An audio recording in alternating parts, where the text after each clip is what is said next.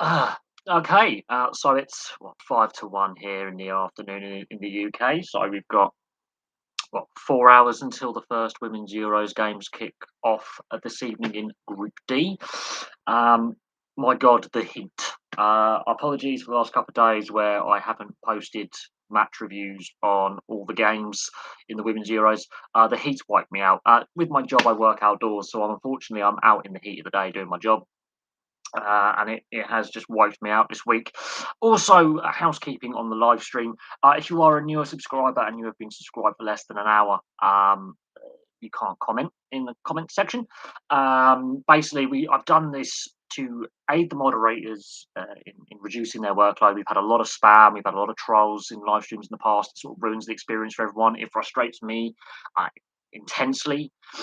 So if you're a newer subscriber, you just got to, sometimes just wait a little bit until you've been subscribed long enough. But I do obviously appreciate all the new subscribers. It's great having you on board. Obviously, some big breaking sports news. Obviously, Ireland win their first test in New Zealand against the All Blacks. That is fantastic. And there's been a lot of discussion about yellow and red cards in rugby union and, refereeing common sense, accidental head contact, things like that, as a result of these international test matches that we've been having. Obviously, the women's Euros, I've actually been quite impressed with the improved quality over the last tournament back in 2017 and the World Cup in 2019. I think, yes, some of the lower ranked nations, the quality gap is still visible, but I also think that the women's game has come on a long way in recent years, and I don't think it's fair all the hate that it gets. You've got to treat it as basically a separate sport. One thing I think that UEFA and FIFA have got wrong with the women's game is they keep exactly the same rules as they have in the men's game. Whereas rugby union, rugby league, and ice hockey and cricket and other major international sports, they tweak the rules to suit the physicality and the skill level and the fitness level of the female athletes because they're not all full time professionals. So that's, I think, something that UEFA and FIFA could possibly tweak a little bit to improve the quality. But I've been quite impressed with the games that I have seen. I think the crowd numbers could be a little bit better, but we're seeing records broken for crowd numbers. Ticket sales have been good. I think as we get into the knockout stage, the stadiums will be more full. But some of the stadium choices, as have been criticised before the tournament, I understand that criticism. So if you're looking at the Leigh Sports Village, there's a whole stand that's terracing only, standing room only, and under UEFA tournament rules, you can't have that. So you've got a quarter of the stadium not being used. That's not a good look. The Man City Academy Stadium, I haven't seen any games yet played there, and that's another one of the stadiums that has standing allocation only in certain sections that, again, under UEFA rules, I can't use. And so, therefore, again, that's a bad advert for the game because you're shutting off large proportions of the allocation that you could have in a stadium because they don't meet UEFA international standard. But the league games, they would be using that stand. So we'll see what happens. I've been very, very impressed with some of the goals scored. And some of the energy levels. There's none of this put the ball in the corner and try and grind out a 1-0 and slow the game down. Every game that I've seen, the teams are going out to win. There's none of this, delay of the game, time wasting. You're not seeing a lot of that, which is refreshing. And the way the game is played is how the men's game was played 20, 30 years ago when I was growing up, when I was a kid watching, the Euros and the World Cups in the 90s. It's very refreshing to see the lack of time wasting, the lack of diving, the more full-blooded challenges. The referees are also letting the game go and flow a lot more. Whereas if that's the men's game, if that's the World Cup at the end of this year, that's going to be blown as a free kick. That's going to be blown as a penalty. That's going to be a yellow card. That's going to be a red card. That kind of thing, which again is refreshing. It's refreshing to see the game allowed to flow. More physical challenges that I think is dying out in the men's game at the top level. And yeah, I think it's refreshing. I think the standard has definitely improved a long way, and the criticism and people complaining that it's on the TV. There's a simple solution to that. Watch Wimbledon, watch the Tour de France. There are other sporting events on. If you've got Sky Sports and BT Sport, watch the rugby. There are other sporting events on. You don't have to watch women's rugby. If you don't like it, don't watch it. It's quite simple. It's a no-brainer, really. So Group D kicks off today, and we'll see what the Group D teams have to offer. I'm looking forward to it.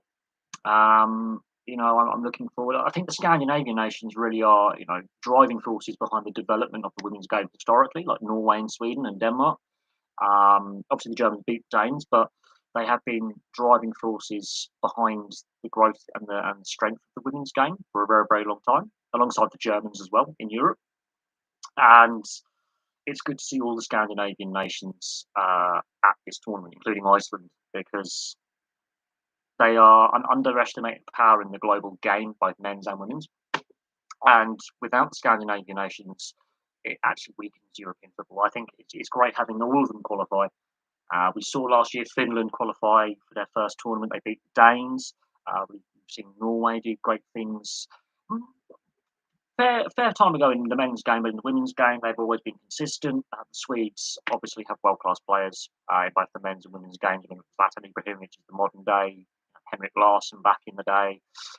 They've always produced some real Edstrom back in the 70s. They've always produced that quality talent for a long period of time.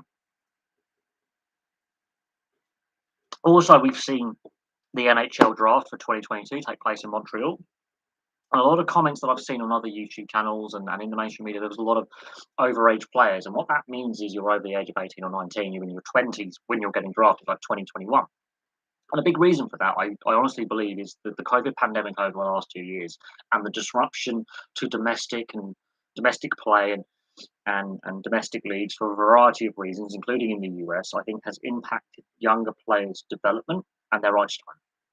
So we know that below a certain level in 2020, the game did not resume. In 2021, there was a lot of disruption as well, both in Europe and in North America. So some of these players have missed out on a year or two of playing time in development in the juniors and in the minor leagues and in the European League. So I think that's a reason why there's a lot of overages in the draft class this year. And normally, if you're an overage player, you don't go in the first round. Yet some of these overages may be first round material. There could be some steals in there. Montreal draft first overall in Montreal. There's been some interesting discussion around who drafted who.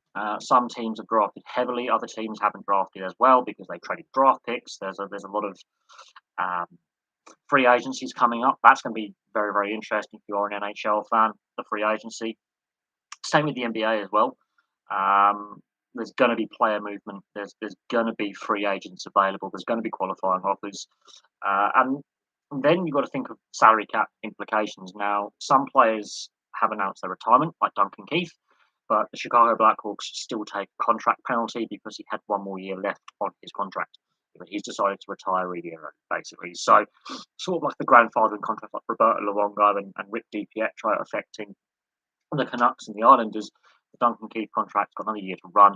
That's going to impact Chicago Blackhawks and their salary cap. Now, Bradley Dart has been traded from the Blackhawks. Surprised by that, but he's had a few injuries in the last couple of seasons. He did break his wrist, I seem to remember, which has impacted his abilities to play in the team and gel with the team. And the Blackhawks are going through a transition phase. They want to freshen up their lineup. DeBrusque has been traded as well.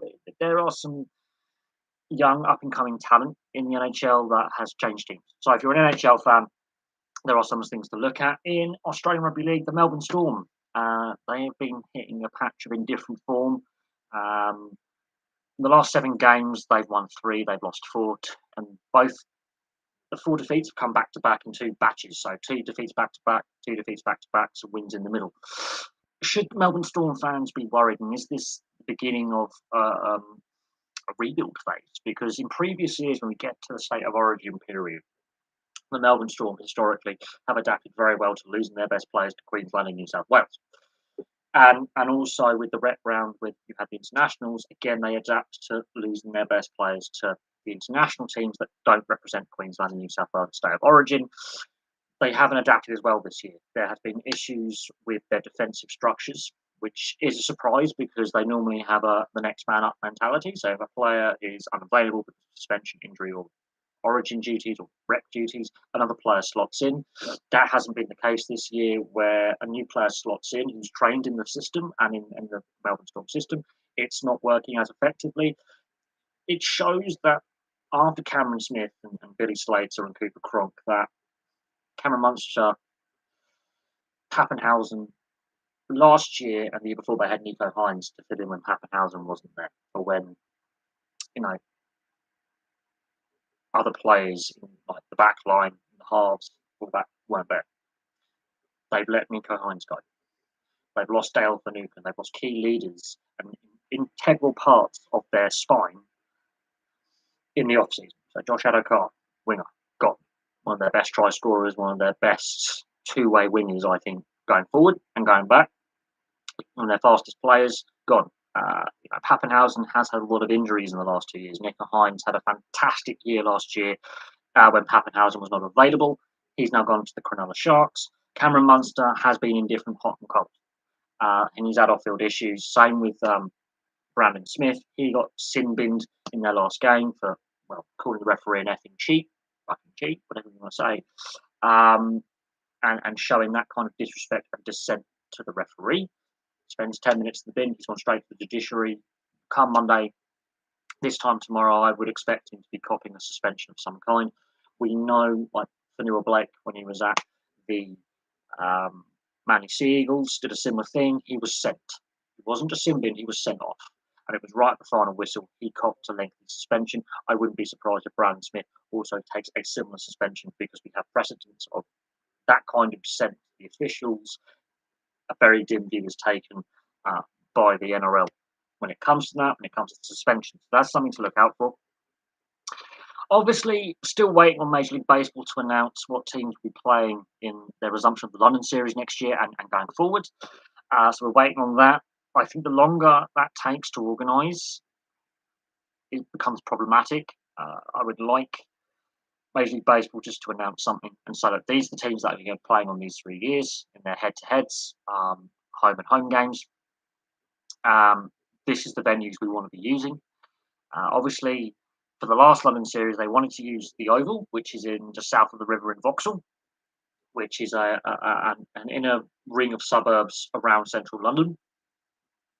In the end, they had to use the London City Stadium, which is now West Ham's home football ground, which is a multi-purpose stadium because the Cricket World Cup is taking place. Now, I wouldn't be surprised if they do want to use the Oval again and have that as part of their planning because that is a privately owned venue, whereas the London City Stadium is actually owned by City Hall in London, and taxpayer money had to be put into the reconfiguration of the playing surface for baseball. Not all the fans realise that, but at this current time, with costs spiralling, that could be quite a difficult one to justify given the current economic and political climate here in the UK.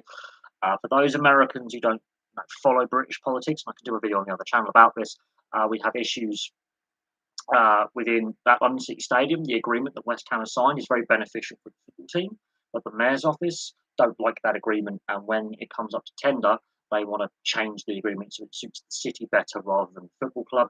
Also, politically, at a Downing Street level, the Prime Minister is basically out the door. It's just how long does Boris Johnson stay in office? He's resigned as head of the Conservative Party, as leader of the Conservative Party, but he's still technically Prime Minister right now. And that is a very complex issue that we can discuss on the other channel, which I will do in depth because, well, I studied politics and my granddad was a politician. So I have some sort of expertise in this area in regards to what's going on, precedent with what we've seen before with previous prime ministers who stood down whilst in office. In my lifetime, several prime ministers have done this, where they won an election, they are elected, they still have a parliamentary majority, but during their time in office, they stand down. Now that does actually have a bearing when it comes also to bidding for the 2028 Euros, because the government, the Department of Sport, Culture and Media, that's what it is, want to bid for the Euros. They've decided not to bid for the World Cup. They want to bid for the Euros. There needs to be political backing for this and budgeting for this. Now, as we've seen, we've got the Women's Euros right now. At the end of the year, we've got the Rugby League World Cup. We have the venues and the infrastructure in place. It's just getting the bid behind it. And with political uncertainty, that actually affects it because you need political backing for these type of bids. So there we go. But the current political situation makes sporting things actually slightly complicated.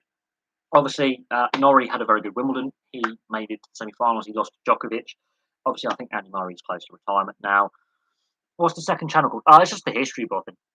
just type in the history buff, and it's got 60 odd subscribers. Uh, I'll put it in the chat. I don't actually have the channel, HTTP, but I'll put it in the chat. I haven't posted content on there lately, partly because I look at more at old history, like at the kings and queens of this country, major political figures from the past. We're talking a long time. History of where I've lived or places that I want to go to. There's some film reviews in there. But I can definitely look at the current political situation in the UK in regards to Boris Johnson and the opposition parties and what is actually likely to happen, because it's a complex situation, but it does actually impact a lot of things that we as a sporting nation want to bid for, like the Euros in 2028, because it needs government backing, because we have to put budgets for it. So that is very, very interesting. Obviously, we've got the Women's Euros. I think so far the tournament's looking pretty good.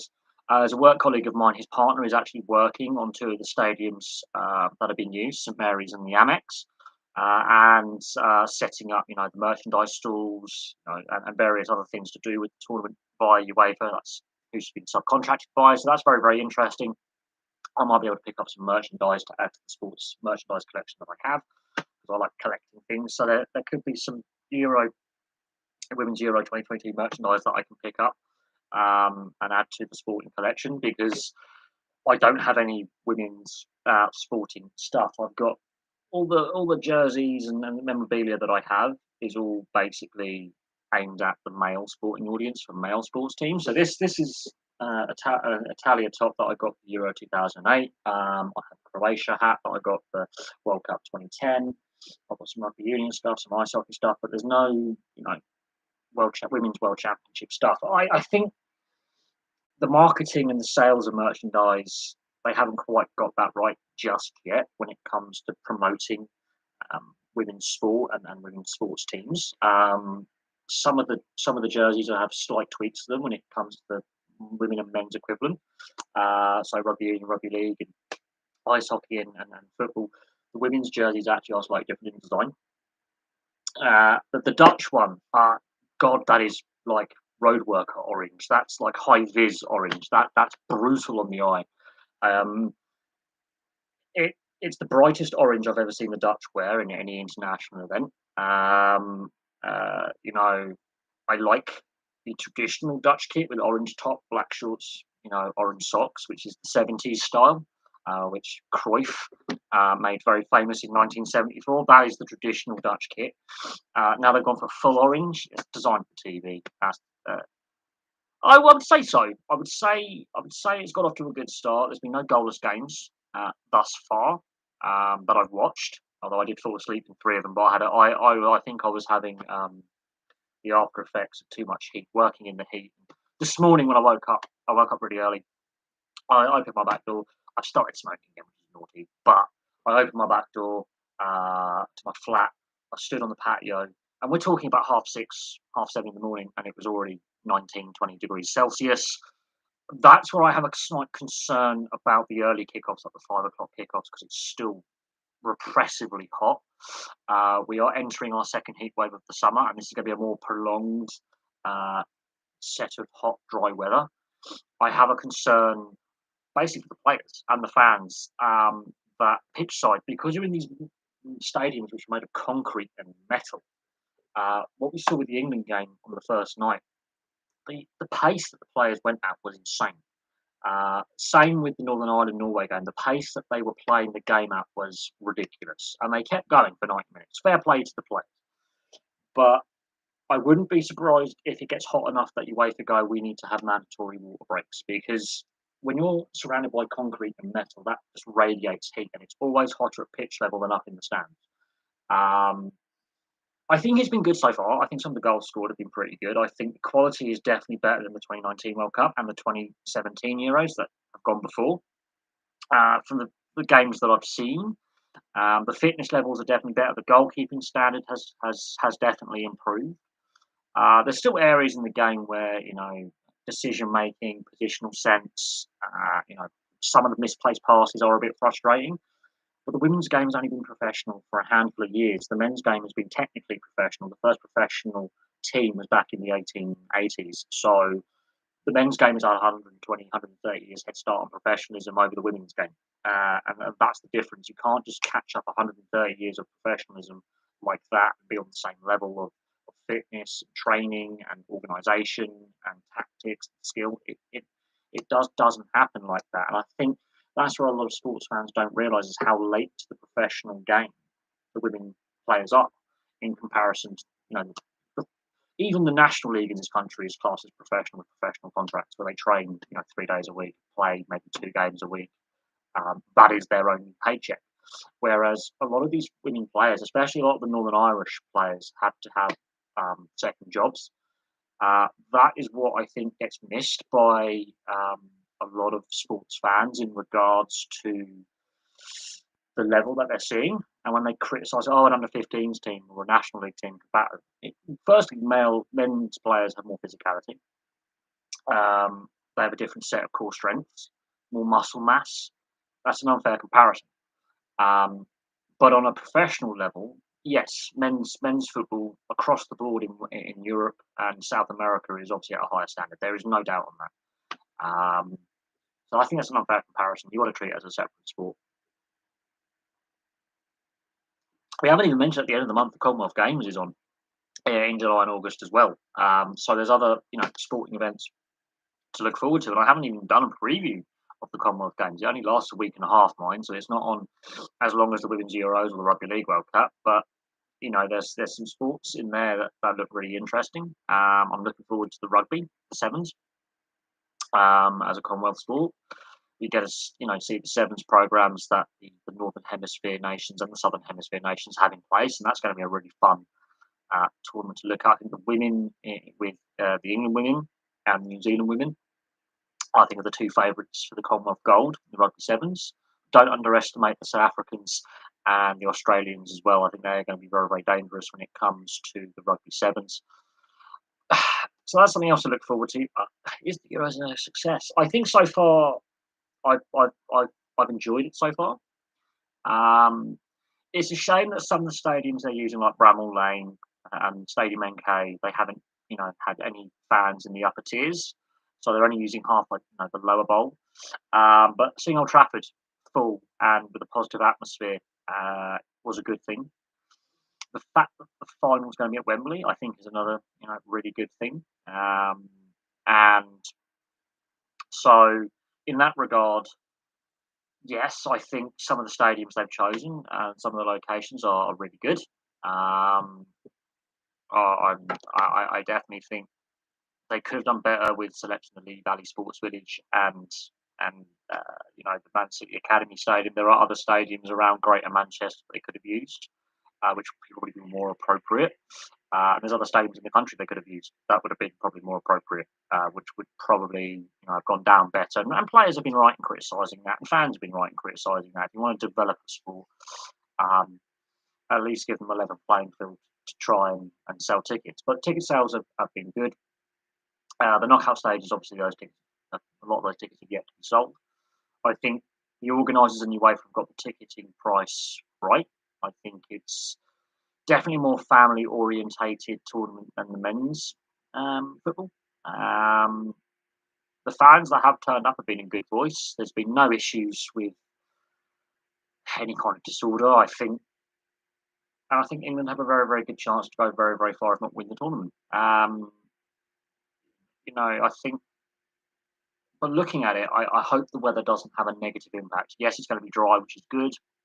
There's going to be no bad weather, which is good, but the heat, we could see some record-breaking temperatures in the next 10 days forecast, and I've got to work in that. So I have a lot of sympathy for those players playing in that. The heat is very, very oppressive. It's not particularly pleasant, as to say that, being out in it for a prolonged period of time. So I can only guess at what playing for 90 minutes in the group stages is going to feel like. And then you get to the knockout stages where you could do 120, 130 minutes penalty shootout. I have a lot of sympathy for those players playing in those conditions.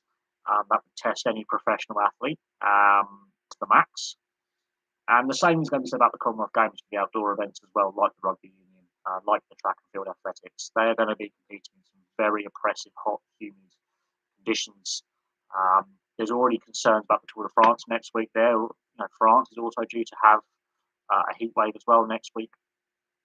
So some of these sporting events that are currently taking place, there are concerns about how the heat and the lack of rain could affect things and how hot the temperatures can get. So that's something that needs to be thought about when we're watching these events.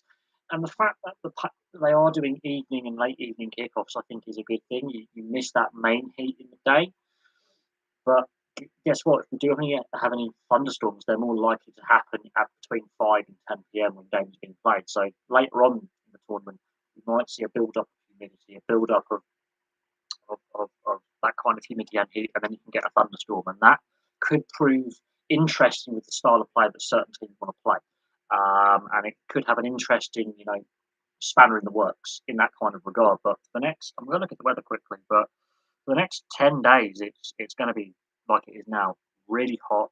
Uh, this morning when I woke up, it was already in the high teens Celsius. I forget what that's in Fahrenheit. That's like low 80s Fahrenheit or something. So it was ridiculously hot when I walked down to my local shop to get some food shopping in. It was ridiculously hot. And it's already 27 degrees and we're not even at the hottest part of the day.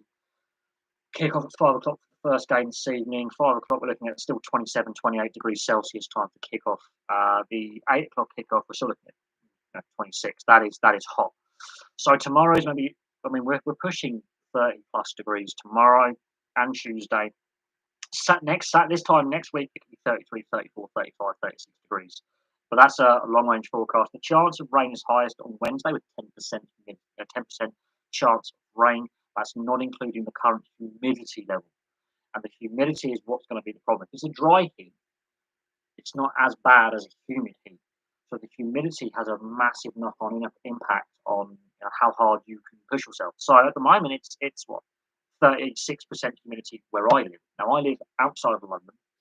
I live in technically an area that's bordering on urban and countryside, so sort of on that edge of suburbia, edge of rural, where I live. But if I was to walk 5-10 minutes up the road, I'm in the town centre. There's more buildings. There's more heat coming off that. Get that humidity trapped with it as well. So yeah, the humidity is concerning for me, but also that's no rain. There is going to be no rain. There might be a bit of cloud cover at times, but there is no rain forecast at all. And that, for me, is a concern, that there is that lack of just even a bit of light drizzle, slight thunderstorm. So that's going to impact how the players and teams prepare for these matches because, yeah, they've got evening kickoffs, so it should be not as hot. But yeah, Chile unlucky against the USA in the Rugby World Cup qualifiers. I think they've got 2 games head to head that they've got to play. So if the US have won one, they've got to win the second one as well. But I'll have to check on that on the World Rugby YouTube page. I haven't kept, because there's so much sport going on. It's difficult to keep up with everything. But Chile, it was a long shot. They had very few professional players. They are one of the weaker South American nations in comparison to the whole of the Americas. If we're being honest, we play at tier 2 level. They're more of a tier 3 nation. If they were to get to the World Cup, that would be the ultimate underdog story. But I think the US, because they've now got the rights to host both the men's and women's World Cups coming up at the end of the decade, that's something for them to build towards. And the US has got a lot of major sporting international tournaments coming up in the next 10 years. That Football World Cup in 4 years' time, Rugby Union World Cups in both men's and women's events as well coming up. It would be a real bad show if the US did not qualify. And we can all criticise the quality level of the Major League Rugby. I think it's a good thing. I do think the game is growing. It has a long way to go, but I do think with some of the spending rules that have been brought in by both Rugby Union and football in Europe in the coming years, there's issues with the salary cap in comparison to France and the other leagues, for example. UEFA are going to bring in stricter spending rules that to replace financial fair play, which will then limit what a club can spend. They've got to make a profit before they can spend all this money. So clubs like Barcelona and Real Madrid are going to have to cut their wage bill significantly. The fact that Barcelona still owe players wages is a concern. We can see a lot of European-based talent go over to the MLS, go over to the MLR, and that is a chance for those sports to grow massively, considering that the US is going to be hosting the World Cups in rugby union and football in coming years later on this decade into the next decade. We could see a massive talent exodus going to the MLS and going to the MLR in the peak of their careers. That could be an upshot to the European leagues being forced to reduce their wage bills and reduce their spending. We could see a lot of players going, "Oh, I can get paid in the US. I can earn a better living in the US. Taxes are lower." You know, because Major League Soccer is growing and Major League Rugby is growing. They're not seen as big as the NBA, the NFL, the NHL, Major League Baseball. They can go to a sports market and be under the radar and just, enjoy what they do, playing their sport, without that added paparazzi, in your face, the sports media, which are highly toxic here in Europe, getting in their grill, and they can go about their business being an average Joe. That's why a lot of the players who play in the MLS and Major League Rugby said, like, no one recognises you outside of the playing environment when you're with your family and relaxing. You're left alone.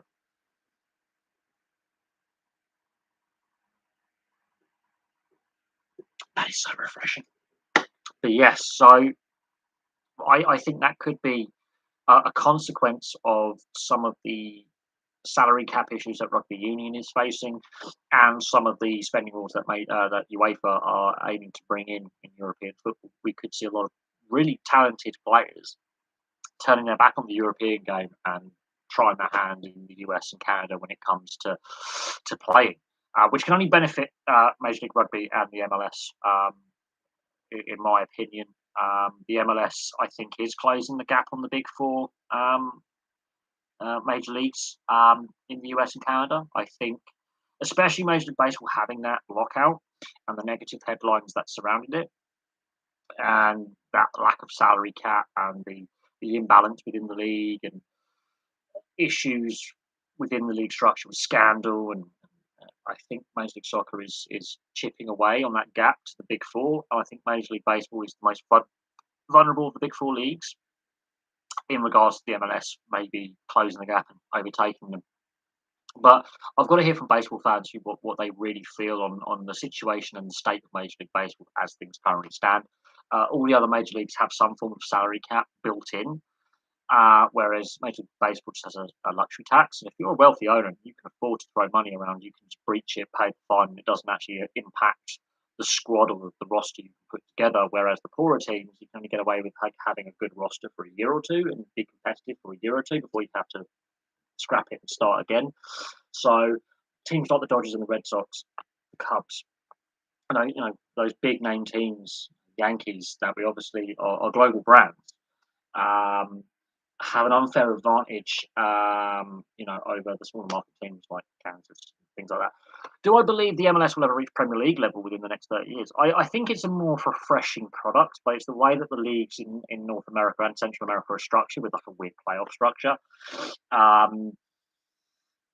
Can it reach Premier League level?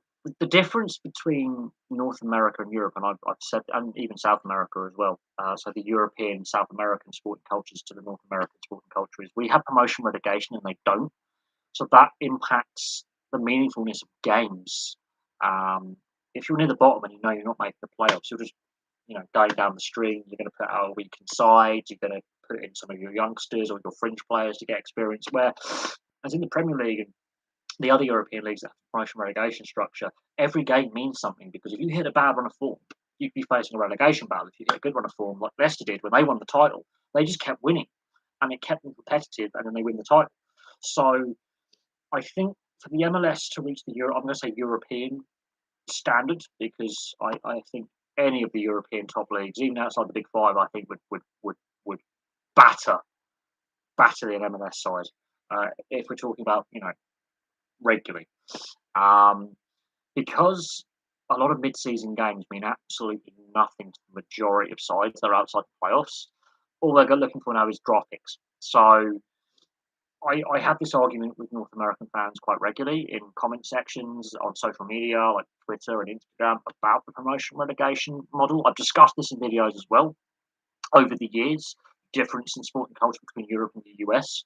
Um, and the average American sports fan is, yeah, they are very, very used to the franchise model and salary caps and free agency and draft days. We've just had the NHL draft, for example, that a lot of the sporting cultural differences, they do seem alien, and I don't quite understand how, like, when we talk about playoffs, it's a promotion playoff to make the league above, or a relegation playoff to avoid the league below, in Germany and Scotland, for example, and France. And a lot of our sporting culture is different because it's built around the community, where the franchise model is an owner goes, I want to put a team in, I'm going to say Phoenix because that's where the Coyotes play, that's where the Phoenix Suns play. And Arizona gets regularly criticised as a sporting state because of the lack of success of the teams based in Arizona or Phoenix or Tucson or wherever they're based. But an owner can go, I'm not making much money here, or the team sucks here, the fans aren't buying it, I'll move them to somewhere else. Whereas here, the only club to have actually completely moved location was the old AFC when we became NK Dons, and it went down like a sack of shit. It turned a lot of fans off, and so angry fans went, "We'll reform AFC Wimbledon. You know, we don't like what the owner's done. We don't like this Americanization of our sport. We'll set up our own team."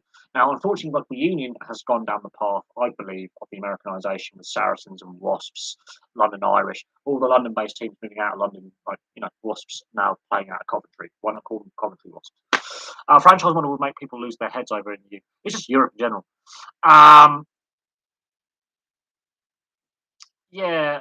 Look, if Newcastle, look, you would never move Newcastle United from Newcastle. You might have to build a new stadium at some point, which I think is highly unlikely because they've done a very good job with how they developed St James's Park.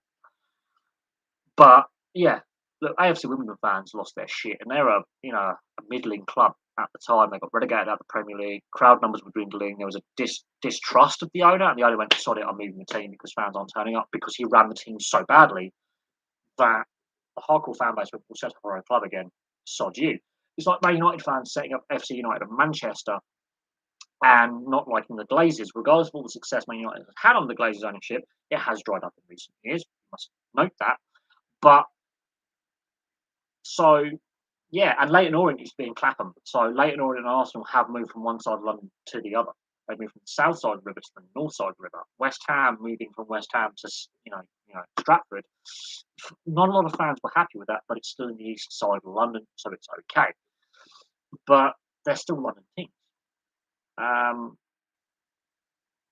And I'll have to look at the history. I haven't done the history of Arsenal yet when they Woolwich Arsenal when they moved to Arsenal, but they still have that link with the old Woolwich Armament Works with their crest, where they're called Gunners because they used to make all the artillery pieces for the British Army. Therefore, they still have that historical link through their nickname, through their club crest. They still, link that back into the club history. Fans know about it.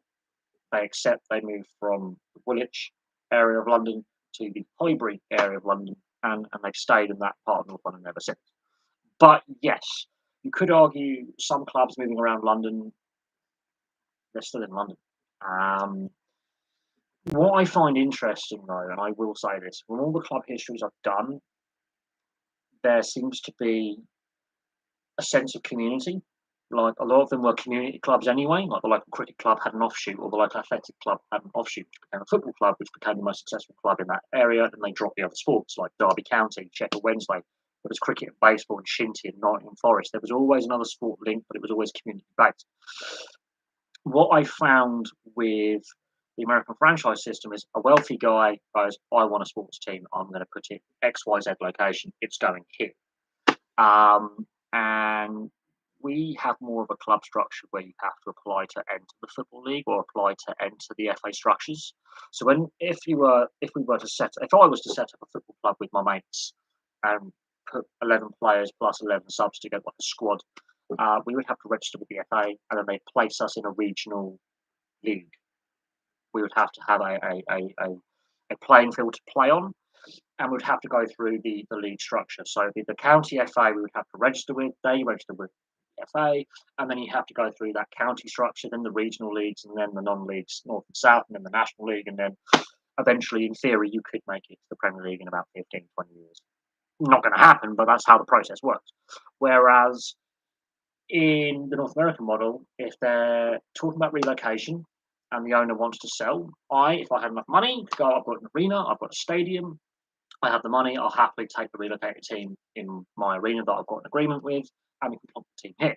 If it was expansion, I have to put an expansion bid in. I have to prove that I've got an arena to play in, and I have the money and the backing of the local city council, whatever it is. Bosh, here's my money.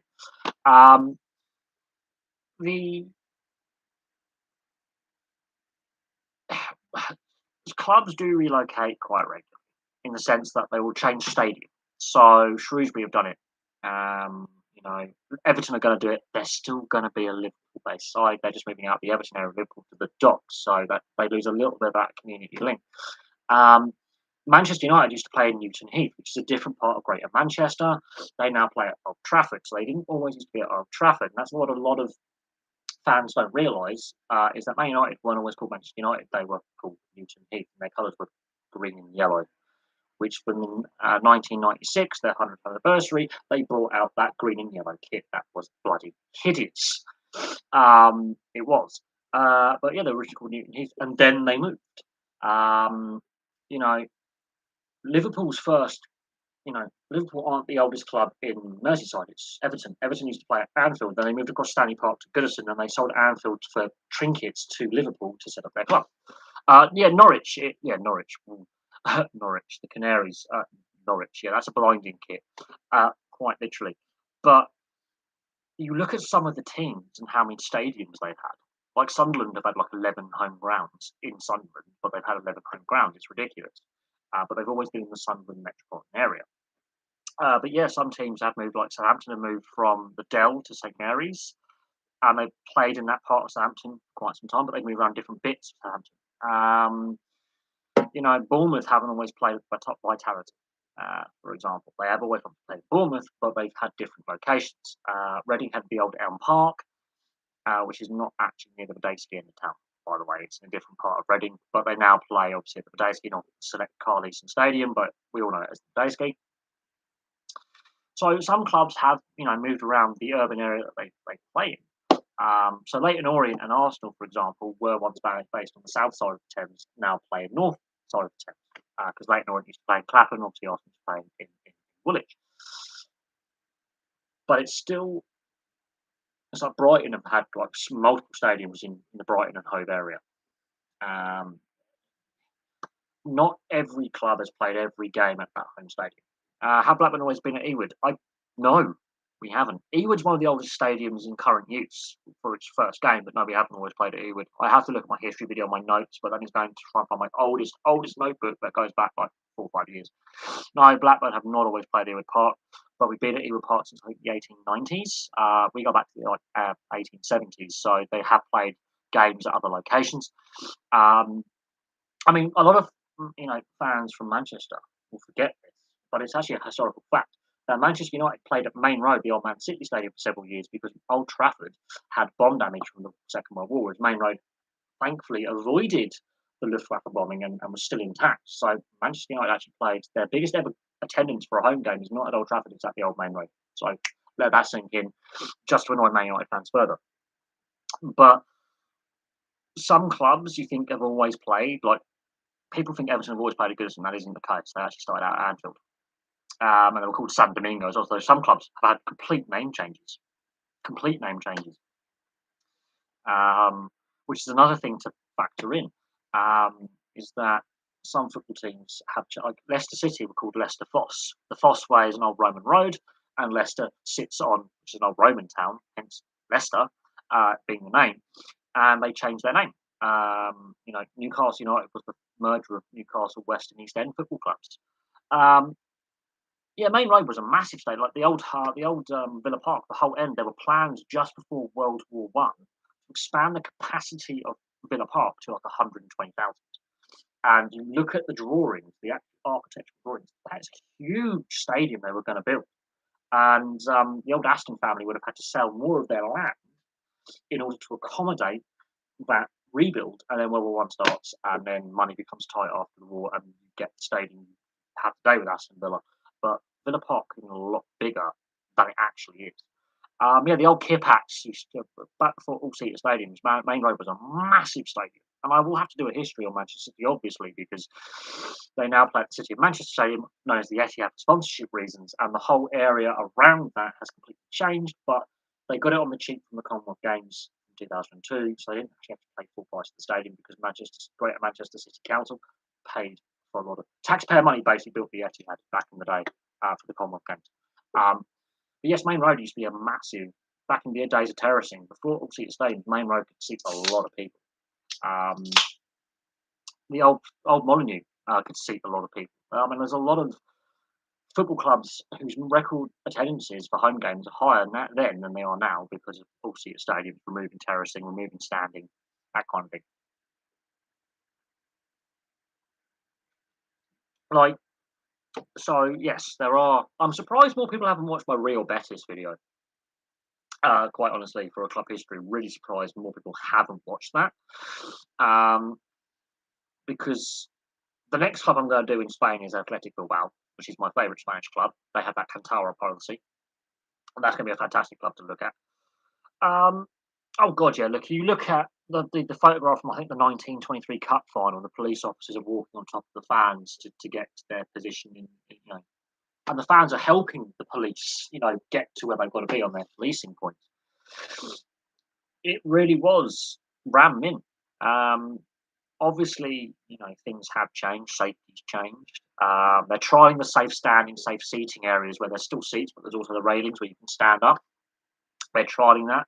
That's been given the okay, which should basically avoid the crushes that we've seen, obviously, in various stadiums around the world. So they are trialing things, and they are trials. So they're not set in stone that this is going to be the standard for stadiums going forward.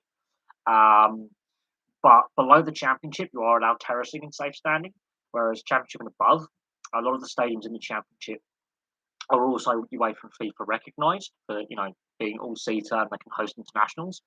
And so there you go.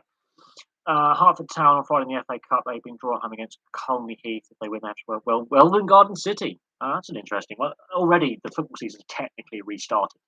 So I've seen, the Scottish League are already playing their friendlies, which I find ridiculous. It's the first week. It's like just beginning the second week of July, and the Scottish League system is already playing their pre-season friendlies. That is ridiculous. The fact that the FA Cup qualifying rounds have already started, technically ridiculous. Like the final was only like a month and a half ago. We're already talking about the 2022-2023 season starting. Now, everything's been shunted forward a week or two to accommodate the World Cup, to accommodate the mid-season break. And that means the transfer window has actually been shortened. And it's going to pose some logistical headaches. I can see a lot of problems this coming season within European football because of the World Cup that haven't been foreseen yet. I can see more logistical issues where if there's bad weather, for example, and we have like an autumnal winter storm coming, an early winter storm coming, I can see games get postponed and cancelled because of the weather, and they don't have that flexibility to rearrange those matches because of the World Cup. Now, as I say, the fact that the the non-league football clubs have already begun being drawn in the FA Cup qualifying rounds. Think of the heat. Now these aren't professional players. These are part-timers. These are amateurs. These are guys who've got 9 to 5 jobs.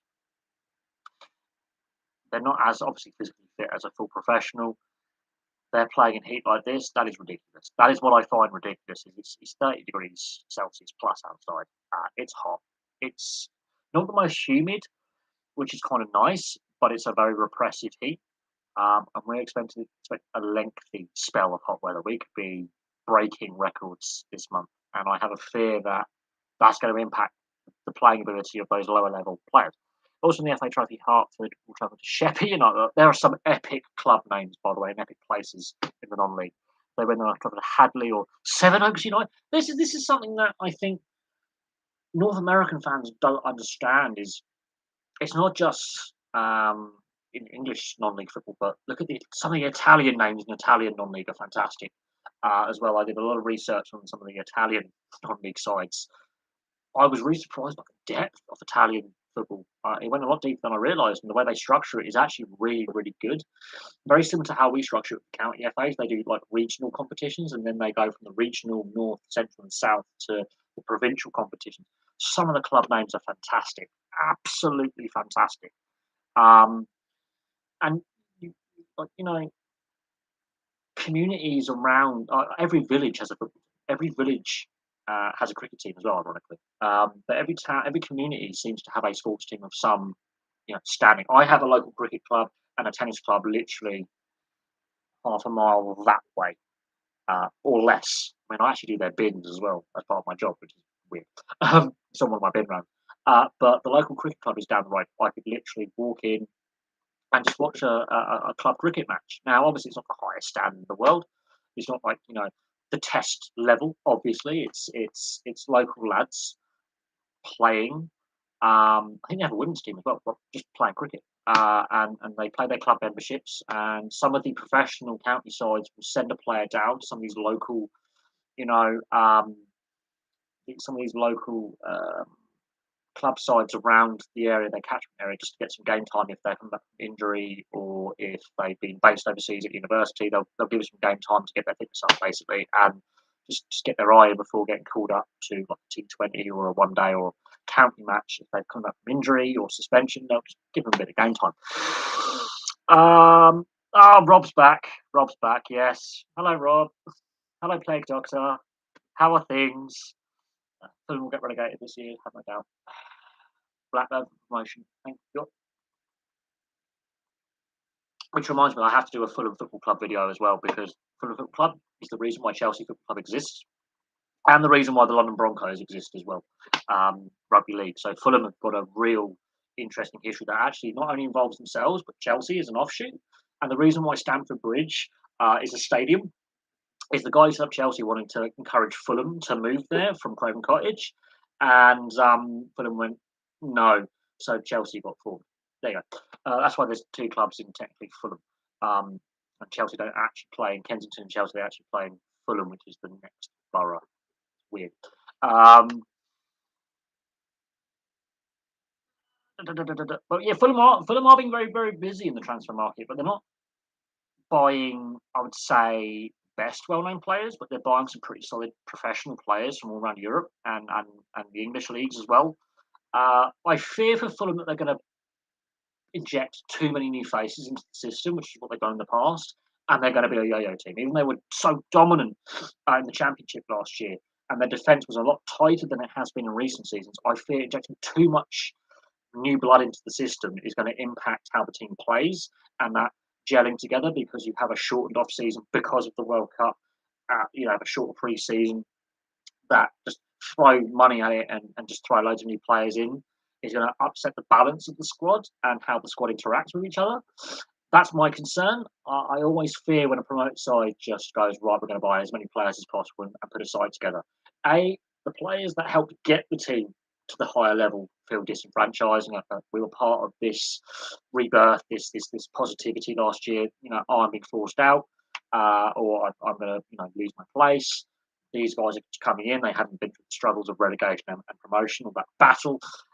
So I do fear for the gelling of the team. Bearing in mind the season starts in like 3 weeks time. The first matches are played the first week of August, so there is a shorter transfer window period and a shorter pre-season period. But yeah, I do have some concerns about Fulham and the amount of players they're buying. It's good that they're wanting to invest in the squad. That's good, but they're just buying too many players. I do feel that is what they've done in previous years as well, and it disrupts the flow of the team. It disrupts the core of the team, and ultimately, they don't build that core over many seasons. They just get mercenary players in, and it backfires. And Fulham, I think, are apart from that Europa League final 12 years ago, they've underachieved, in my opinion. If they win that final under Roy Hodgson, how different the trajectory of Fulham could be. But I think they are one of the perennial underachievers in the English game. Massive underachievers compared to their neighbours Chelsea. And yeah, Chelsea have had a lot of money in recent decades, but Chelsea, even when they were struggling financially, still managed to win trophies. Fulham didn't. The sixth qualifying round is showing the BBC iPad. That is mad. That is mad that they're showing some of the qualifying rounds. So we'll see. we'll see how the viewership figures translate to showing like the later qualifying rounds of the first round proper. But I think there has been a disconnect with um, the FA Cup and fans in recent seasons. I think that's a fair assessment. I think post-COVID, there's a post-COVID bounce back, but ticket price has been heavily criticised for away and home fans because it's not a league agreement; it's an FA agreement, and so fans have to pay more. And scrapping the replays has actually impacted the income of the lower level clubs, so they have to raise their ticket price, which is a negative impact. Um, I haven't read the full Football Fan led review, but I know a lot of the points on there make a lot of sense. And when you've got ex players and ex club executives basically saying actually a lot of these points make a lot of sense, um, and I'll have to obviously read it a bit more in depth. But I think it's 50 points, and I don't. The fact that basically Premier League clubs and half the Premier League clubs are resisting allowing an independent regulatory body to oversee the game. There's no harm in trying changing things because clearly the EFL, the Premier League, and the FA aren't doing a very good job as things currently stand, and and there's a lot of criticism aimed at those organisations for how they've dealt with a lot of things, especially over the last 2.5 years, and even before the pandemic, like the collapse of Bury, but the survival of Bolton, um, and how the Derby situation unfolded, in the last 12 months. A lot of that was avoidable had the FA and the Football League and the Premier League, for example, really enforced their rules. Mel Morris would not have been able to make a mess of the ownership and leave the club in administration because they just didn't give a toss about the rules. But the rules are so weak anyway, and it's only flaws within the system that could happen. So they're all to blame. Mel Morris, the former owner, and the EFL are to blame.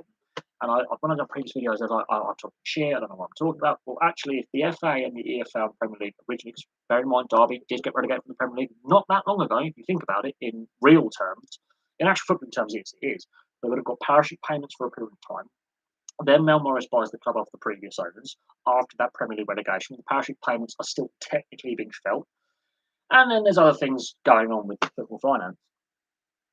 Yeah, there's a lot of things that I feel they're still paying out Philip Cocu, who's sacking, and people blaming like Frank Lampard and Cocu and Rooney for the mess the club is in. No, the fact that the higher ups okayed their spending, or in Wayne Rooney's case, lack of, the fact that they offered Philip Cocu such a big contract to manage the club and then sacked him when it wasn't working. That's on the higher ups. They're the ones who managed to keep their jobs under Mel Morris for a long period of time. I've already been to Co-op, Rob, so yes, off to Tesco's. You won't be able to get any cat food or any Heinz. So there you go. Pedigree and Heinz have withdrawn their products from Tesco shelves. So whatever Heinz and Pedigree you see was bought before the suppliers went, we're not selling you stuff anymore. And buy it while you can because it will disappear very, very quickly. So enjoy your Tesco shopping. Hello, Dan. How you doing? The Vardy situation, he's over the hill. He wasn't great for Leicester the last season and a half. Basically close to retirement. Great player that he's been, he's past his best. And I don't think that necessarily helps Fulham. If he was like 5 years younger, yeah, take it. And how would Vardy slot into that system? Because the amount of players you are linked with and the amount of players that have been added to the Fulham squad, what's Fulham's identity going to be? Are they going to play with the same identity they had last year, or are they going to change their identity? Right. Jason McGill sold York City to Glenn Henderson and the York City Supporters Trust. Okay, so, but again, it's a smaller club with a smaller fan base. The British media not interested in it. That's what I find frustrating is there's more for clubs than of the big six, and York City technically are professional. They're professional players on the contract. They've been a Football League club. And the fact that the supporters trust, the fans have a nearly 50% stake in the club is the big news here. Imagine if the supporters trust had 51% and Glenn Henderson had 49%, that's the 50+1 rule, which fans have been asking for now. Basically, the York City situation is a smaller version of Exeter City, where the supporters trust actually has the biggest say in how the club's run over the money side of things. Um, but look, York City are trying to climb back to the Football League. I think that that is a very interesting move with the supporters trust getting such a big stake in the running of the club. But because they're outside, the Big Six or outside the Premier League, it's not getting the attention that I think it should. Because if you look at it, more clubs I think will start adopting this model up and down the Football League. And I think eventually, if the fan led review does get implemented, I wouldn't be surprised if clubs like Man United start selling shares to fans to raise revenue for the transfer market. Um, so there you go. But we'll see what happens with York City. We'll see what happens with the ownership, and if at times Glenn Henderson may sell a further stake to other fans, the Supporters Trust, and/or others, which could help raise revenue for the club. Ironically, so I think that's a good move. I think there should be more clubs run with that kind of nearly 50-50 split, in my opinion, because it's basically what it is. I think that's I think that's a healthy arrangement. It means Glenn Henderson can't take full control, and the supporters trust can't take full control. Then the club is there's more involvement in the boardroom. There's more involvement with the fans having more direct involvement on how their club is run and the direction the club takes. I can see more clubs doing it. Exeter City is basically the role model of that supporters trust and an investor, a part owner, working together to improve the club. They've improved the stadium, they've improved their league standing, they're looking upwards rather than downwards with their direction of play. They're not overextending themselves.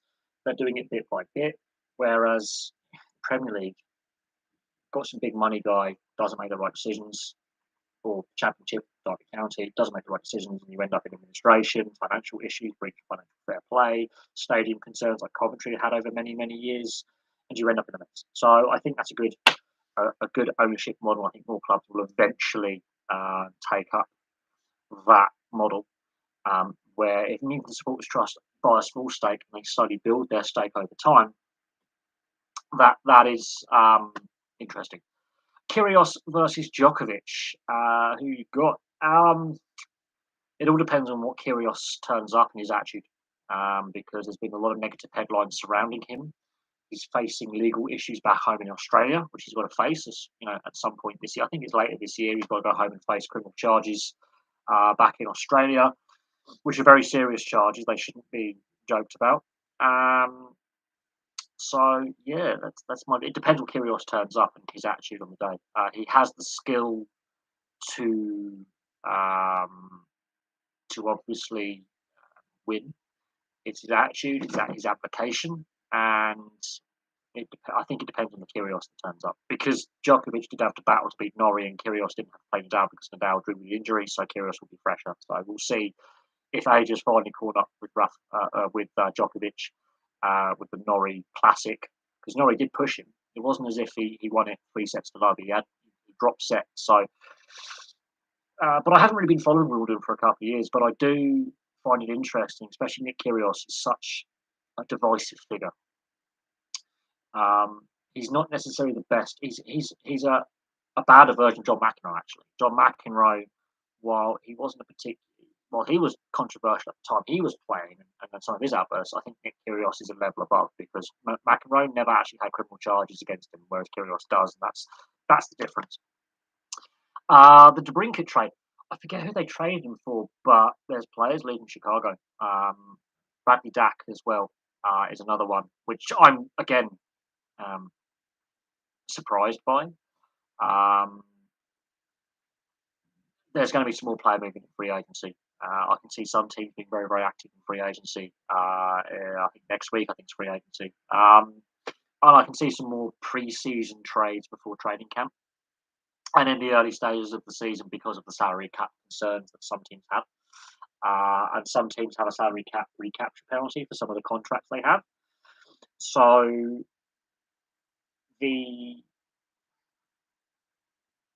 we will see what occurs in regards to in regards to how Trincat plays this season, how Bradley Dack plays this season as well. But yeah,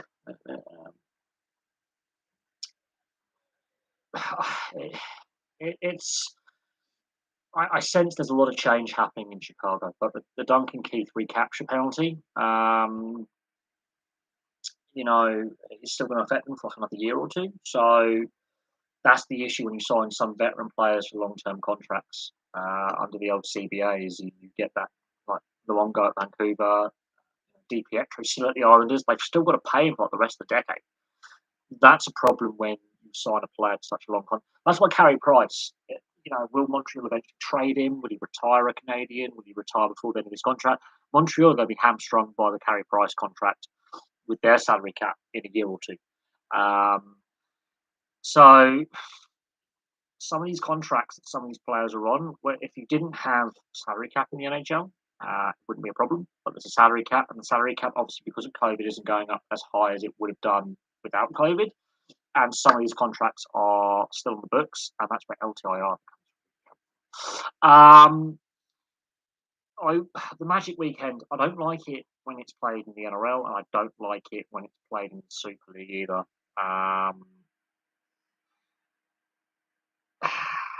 And the Northeast, I mean, yeah, I understand why St James's Park is chosen. It's a great location. You want to grow the game in the Northeast. The crowds are always really, really good, but I will give this a but.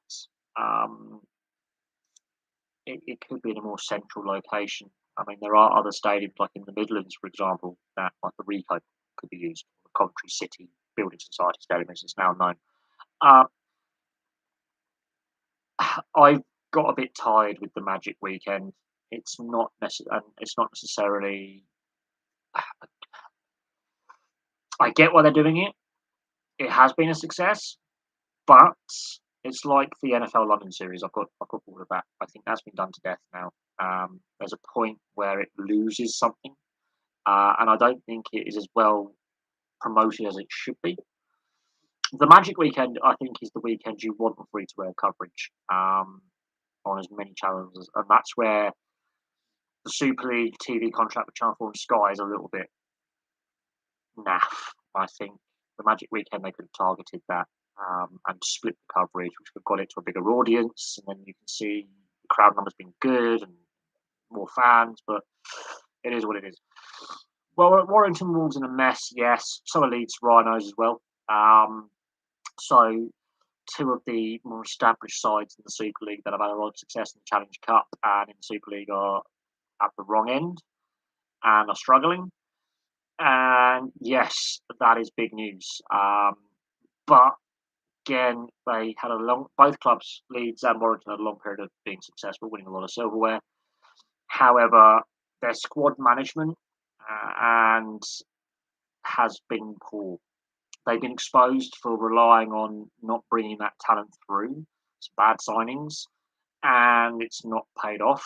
And some of the coaching decisions, roster management, squad management decisions, and the fact that some other clubs have got more competitive, and yeah, they're in trouble. I follow the social media, the memes. Toulouse should not be underestimated. It's like when they underestimated the London Broncos, and then they, narrowly got relegated. Don't underestimate the underdog, and that's the problem. Is there is an imbalance in Super League, and Leeds Rhinos and Warrington Wolves are finding out that success doesn't last forever, and they could be the next Bradford Bulls. They may have fantastic playing facilities and fantastic history, but that doesn't mean you have a right to constantly be in the top flight, a right to constantly win everything or compete for everything. Chicago got the 7th pick, the 39th pick in the 3rd round in 2 years. That's it. I think it's underwhelming for that trade, but that's the best they could have got. He didn't want to be there. Obviously, he was happy to be traded. They would have looked at his no trade list. They have waived his no trade list. But Chicago, I think, they're simmering. They're an unpredictable team with the roster they have together. The fact that Marc-Andre Fleury was traded and some of their goaltending depth leaves me concerned. Thoughts on US college football creating super conferences, Super League? I don't follow NCAA. I know, obviously, in the US, the NCAA is absolutely massive, and sometimes gets better viewership than some of the major leagues. When the collegiate NCAA system is on, they have a very good TV deal. Um, it, I don't really follow collegiate sports in the US, so um, but I understand the impact because I think that's designed also for the media rights that the collegiate NCAA system, when they come to barter with NBC, ESPN, and the other major broadcasters, that makes it easier to broadcast. It makes it easier to sell broadcast rights to the collegiate system, the NCAA system, and some of these programs have produced talent hand over fist, not only for the NFL but also the CFL as well. They produce more talent than can be drafted, and we'll see if it is a good thing for the NCAA to do such a thing. We'll see if it's positive or negative. We have to give it some time to bed in. But look, I've watched some collegiate football. It is shown on British TV as well. Shock horror. But it's on the subscription channels. But over here, obviously, youth sport or development levels, like development leagues, get less attention than senior, because the clubs are the teams that develop the talent from grassroots, from the young age groups, all the way through to senior. Whereas obviously in the US, there's a draft system. So the collegiate, the junior, and the minor leagues are where the players develop and then they get drafted. So we'll see if it actually positively impacts the NFL or negatively impacts the NFL by having this super conference, super league style format that is being implemented. So that is a wait and see one, if that has a positive or negative impact on the NFL. Melbourne Storm. Yeah, I'm going to be doing a video on their recent run of form, and are the Melbourne Storm in trouble? They're still in the top 4 teams in the NRL, so they're still at the top. But I think something has gone wrong this season that in previous seasons hasn't been an issue. I think maybe they've lost back-to-back games twice this season. Their last 7, they've actually lost more than they've won. They've actually got a losing record in the last 7, and that is a sample size because obviously the NRL season is only however many rounds, 24, 25 rounds plus a bye round because of the origin and the rep period. But yeah, the Melbourne Storm have got issues, and it's to do with their defensive structures, because you can lose key players from your spine, but still scrap and fight and get over the line. But it's the defensive systems. Now, other teams during the origin period have actually done pretty well. Their defensive systems have stayed the same. Players have slotted in, where we've lost a left centre, he's playing for Tonga, we're going to give him a week off, we're going to put a left centre. We've lost a fullback, we've got a young up-and-coming player or a utility back who can play there just for a handful of games, but understands the defensive system. In attack, it changes things, not in defence, and that is the difference. What I'm seeing with the Melbourne Storm, which I'm also seeing with the Roosters as well, is 2 coaches that have been there for a long time, who've won a lot of premierships between them, Bellamy and Robinson. I'm seeing the same issues crop up. It's not attack that's the issue, it is defence and the defensive systems. You can attack when you have like your spine, so your hooker, your halves, and your fullback primarily, and then your ball playing lock if you want to get really technical, and sometimes your centres left and right. A player can go down injured, a player can be suspended, a player can be on rep duty and be given that week off so they don't have to back up to refresh. A player can slot in. So in attack, it changes things, so you have to alter your attack style a little bit. Defence shouldn't change because you have defensive systems that the next man up mentality. He will still be training week in, week out with the 30-man elite squad, regardless of their depth, with the same system.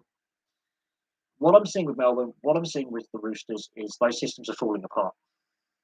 Both those sides took a shadow of themselves 3-4 years ago. Now, yes, players have retired for both teams.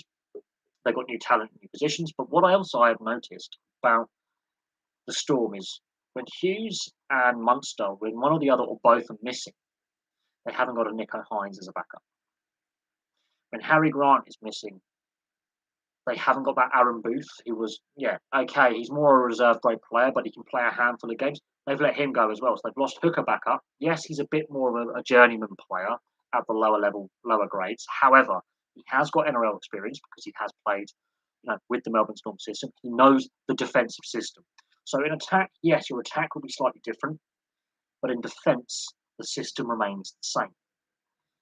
So you can work on new set plays in training. Going, okay, we've got, we'll put Nicho Hynes in at 5'8" or at fullback because Pappenhausen and Munster's out, which he did very well for the last 2 seasons. They don't have that option now. Nick Meaney has to go in. Nick Meaney at fullback is brilliant. Nick Meaney in the centres and on the wing is brilliant. In the halves, not so good. So Nick Meaney playing Cameron Munster's role in the last game did not work. It did not work because that's not part of the spine he is good at. He is good at being a fullback. He is good at being a centre or a winger. He's an outside back, basically. He's not a half. Canterbury found that out as well. He's not a half. He's a fullback. He's a winger. He's a centre. He's more effective in those positions when he comes onto the ball and making line breaks and being that extra attacker in a wide area. They made a mistake there.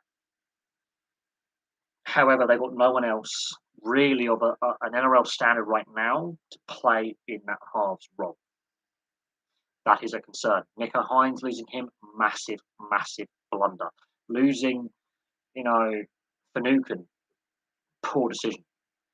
And next season they lose the cheese, Brandon Smith, although his discipline has been poor.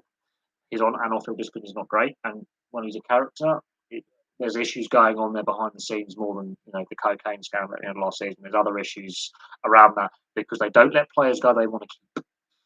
He's on the way out. He's going. So that is a concern. Harry Grant, what depth is behind Harry Grant? You had Aaron Booth, that third hooker last year. He's a reserve grade player for the majority of the season, but he can play a handful of games. And he did play reasonably well when he was injected into the side last season when they needed him. To give Harry Grant that 5, 10, 15-minute rest, you put him on because he's a hooker. And he's not a bad hooker for the level he plays at. He's got the fitness and he wants to crack the NRL as a slightly older player.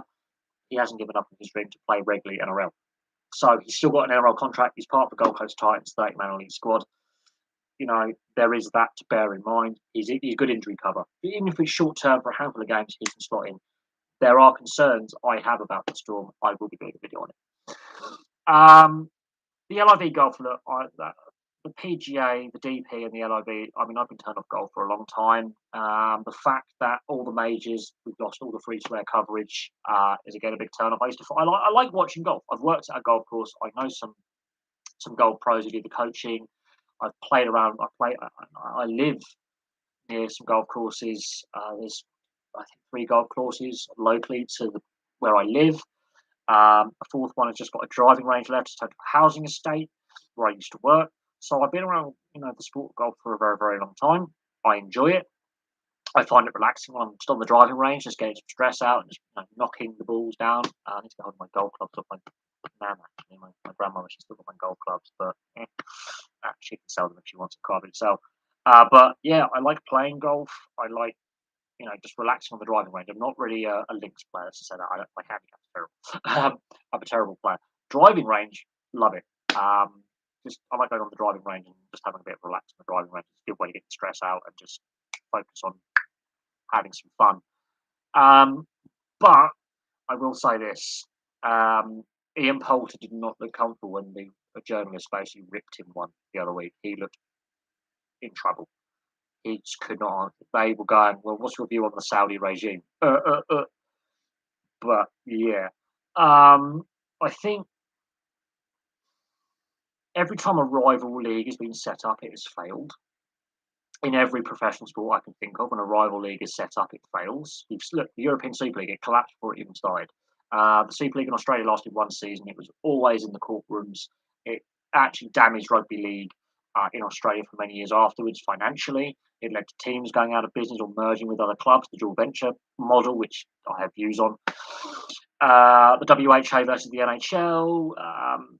Major League Baseball and the NBA has absorbed rival leagues. Every time a rival league is set up to an established order, it eventually fails. They're throwing money around like it's going out of business, like it's going out of fashion. And this is coming at a time when the average average fan, the average Joe, the average bloke, woman, and kid, and the average person in the street is struggling to pay bills, feed themselves. I mean, I'm lucky that I managed to get some shopping. I have a bit more money floating around in the overdraft. Yeah, I'm on the overdraft again. So money's been tight for a lot of people, and the amount of money that these players are getting paid signing on. I think there's one player who got paid 150 million US dollars signing bonus, just signing with the LIV tour. That is ridiculous. That is wrong on so many levels. That these players are out of touch with facts. Now, golf is already seen as an elitist sport. It is, unfortunately, and it has been for some time. And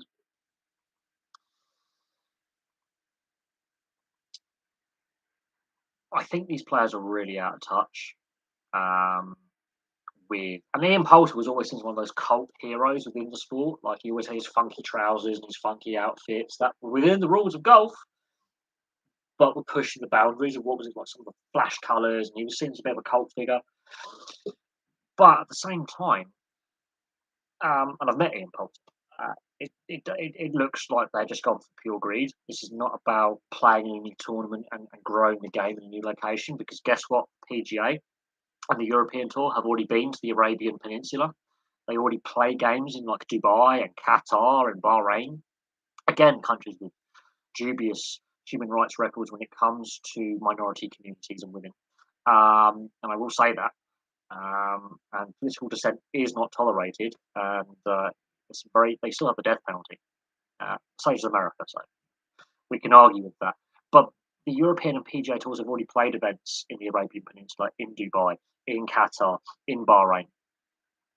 But they've not. They're going there for the money because the Public Investment Fund of Saudi Arabia, who now also have a majority stake in Newcastle United, have lots of it.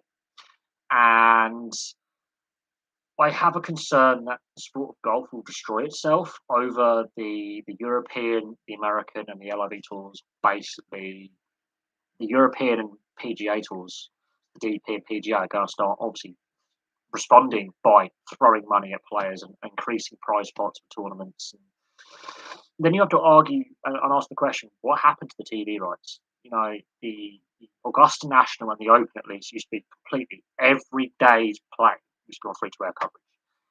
Now it's not. And that's been heavily criticised, at least here in the UK. I don't know what it's like in the US with the networks and free-to-air subscription coverage in the US, but here in the UK, Augusta National, I would stay up as a kid, especially if it went to a playoff to, win on the players were tied on the final round of days play, the fourth day's play, more than one player was tied, it would go to a playoff.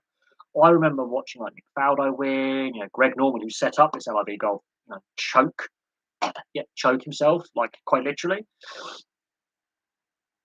For me, I remember watching Tiger Woods' first Augusta National win, and that was like an amazing thing because he's from a mixed race background. He's this young flash. He's like the Ronnie O'Sullivan of golf, basically. And I used to stay up late and watch it as a kid. It was like allowed. I was allowed to do this, because my godfather was a massive golf fan, and so therefore it was like allowed.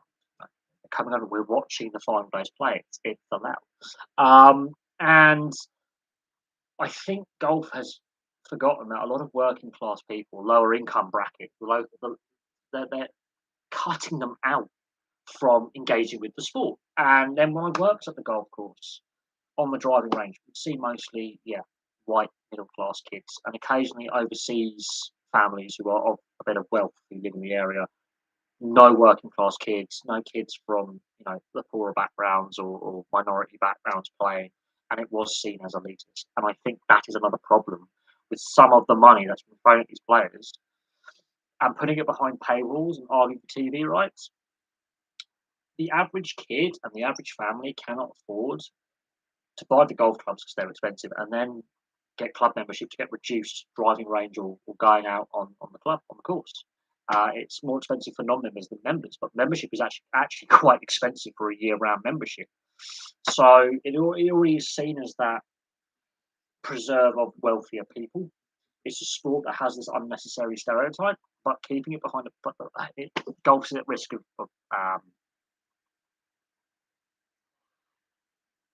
yeah, I think yeah, that's a bit of a switch off. Is it time for the Storm to move on from Craig Bellamy? Look, the ongoing issue with extending his contract year by year, like he was meant to retire at the end of 2020, 2021, he carries on. 2022, he carries on. Now he's apparently carrying on for next season just to keep Cameron Munster. There doesn't seem to be a succession plan in place post Bellamy, and that is a problem. Much like Brisbane with Wayne Bennett moving on. Since then, yeah, okay, Kelly Walters has turned things around. They are a better team now than what they were. Anthony Seibold inherited a mess, if we're being brutally honest. When a coach is in there too long, it does have a detrimental impact on the team going forward. There needs to be a succession plan in place soon, because I think next year the Storm are going to struggle. I think this is their last hurrah with the squad they've got. Looking at the players that are leaving off contract at the end of this year, half their pack is going to the Dolphins, basically. Brandon Smith's on the way out. Cameron Munster, has he confirmed? Has he not confirmed? Yeah, you know, they might have a very, very good spine. Pappenhausen, Grant, Hughes, and maybe Munster for one more year, but half that forward pack is going. That is a concern. That a very experienced, solid forward pack that works well together, like the Bromwich brothers, Kaufusi, Brandon Smith. They're all gone next year. So I think this is their last chance to win something. But the way they're playing right now, while it's a good thing they're playing badly right now, they can fix some of those issues come finals, because they will be in the top eight. They're not going to drop out the top eight unless they really have what I would class as a middle order batting collapse, which England are famous for. In cricket, I have concerns about the off-field culture of some of the players. They used to have that no dickhead policy, right?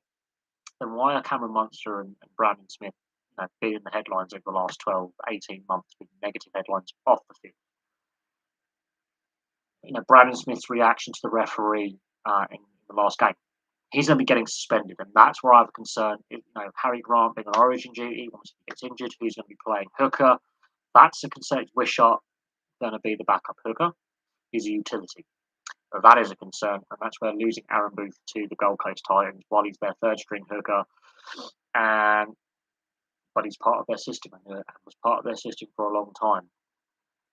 That is a concern. Is depth in the spine when players get injured, like Pappenhausen, like Munster, like Hughes, when they're not available. Yeah, even with one or two of them available, one missing it, they look terrible. Defensively, they look all over the place. They look shocked. They don't look confident at all. Their defensive systems have gone. And Nick Meaney's a good player. He's not a half. That is not his strength. He can play anywhere in that back line. But the halves partnership, he would have barely trained there with Jerome Hughes or Cameron Munster as a backup. He just didn't sit. He's a better goal kicker than Pappenhausen, but he's better on the wing and centers right fullback. And now that Anderson looks like he's dislocated his elbow or torn his elbow ligaments, he's probably going to be on the right wing the next game, because again Xavier Coates is injured. They're on their third string right winger at the moment. So there are depth issues that are now being exposed that in previous seasons they had depth. Now their depth is being exposed. So some of their recruitment and retention and squads policies and their squad depth is now being tested, because they've let players go who were depth players like Lumi and Booth. And they've lost some key, first squad regulars like Finucane, like, Nico Hines. They've lost a lot of good players. Plus, obviously, you've had Cameron Smith retire, Billy Slater retire, Cooper Cronk's, gone. They've lost key parts of the spine, of the leadership has gone, and the Bromwich brothers go at the end of the season. Brandon Smith goes at the end of the season. Suddenly, that core looks a lot different. Recently, my family got Paramount for free because Sky Cinema. I heard maybe Paramount might invest in sports.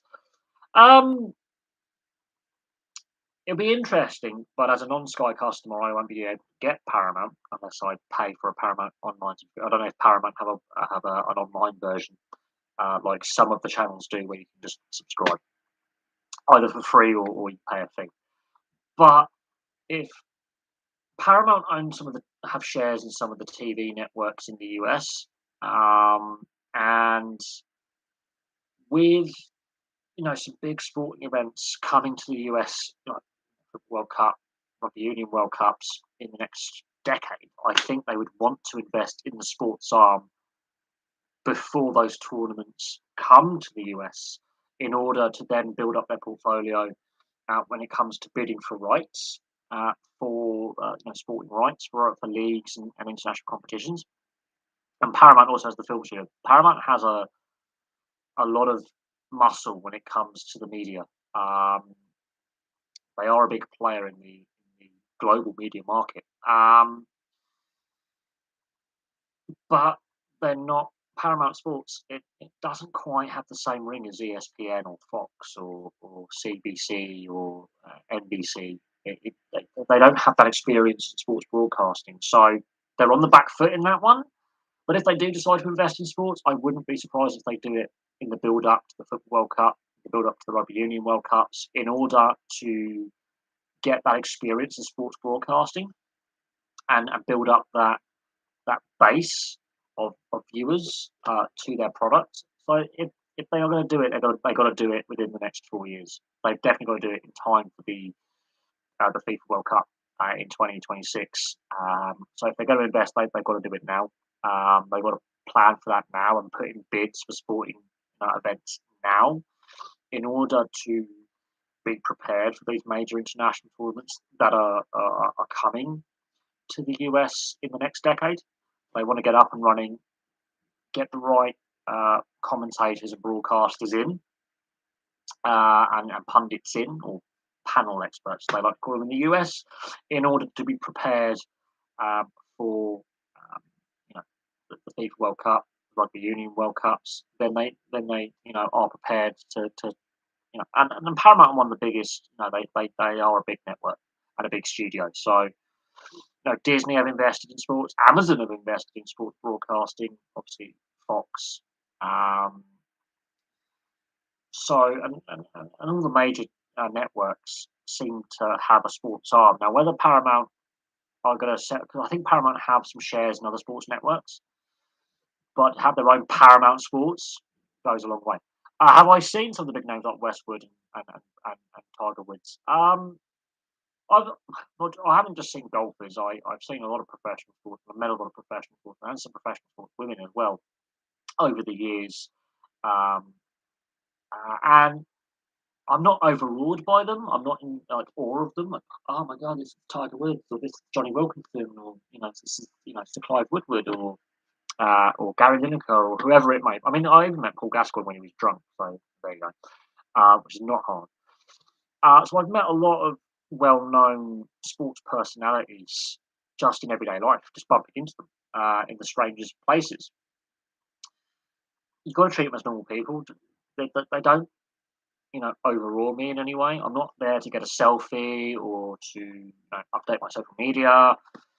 But a lot of the sports stars that I've met in my time, I've met before the advent of Facebook and Twitter and Snapchat and Instagram and even before Bebo and MySpace.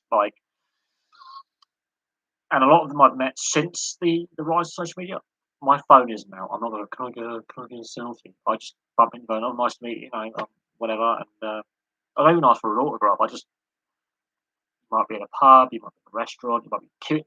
I've bumped into some of the Rugby World Cup winning team of 2003, Rugby Union, at my local cinema, and they were just queuing for popcorn, and I was queuing for popcorn, and that was a really interesting experience because I was going into the public restroom, and Ben Cohen's coming the other way, and I'm like, oh shit, sorry, Mr. Cohen, because that's all right, and they were just normal people.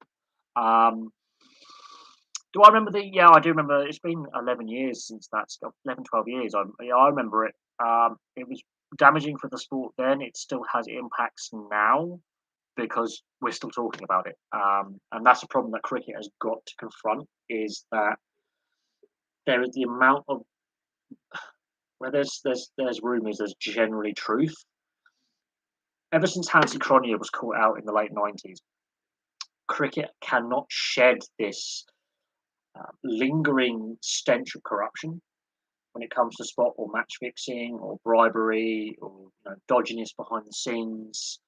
Ever since Hansi Cronje, the former South African captain, was basically caught in an undercover police sting that wasn't even involving cricket. It was just involving the Indian State Police going after organised criminals, and he happened to be in the room that was bugged, the hotel that was being bugged in an organised crime investigation.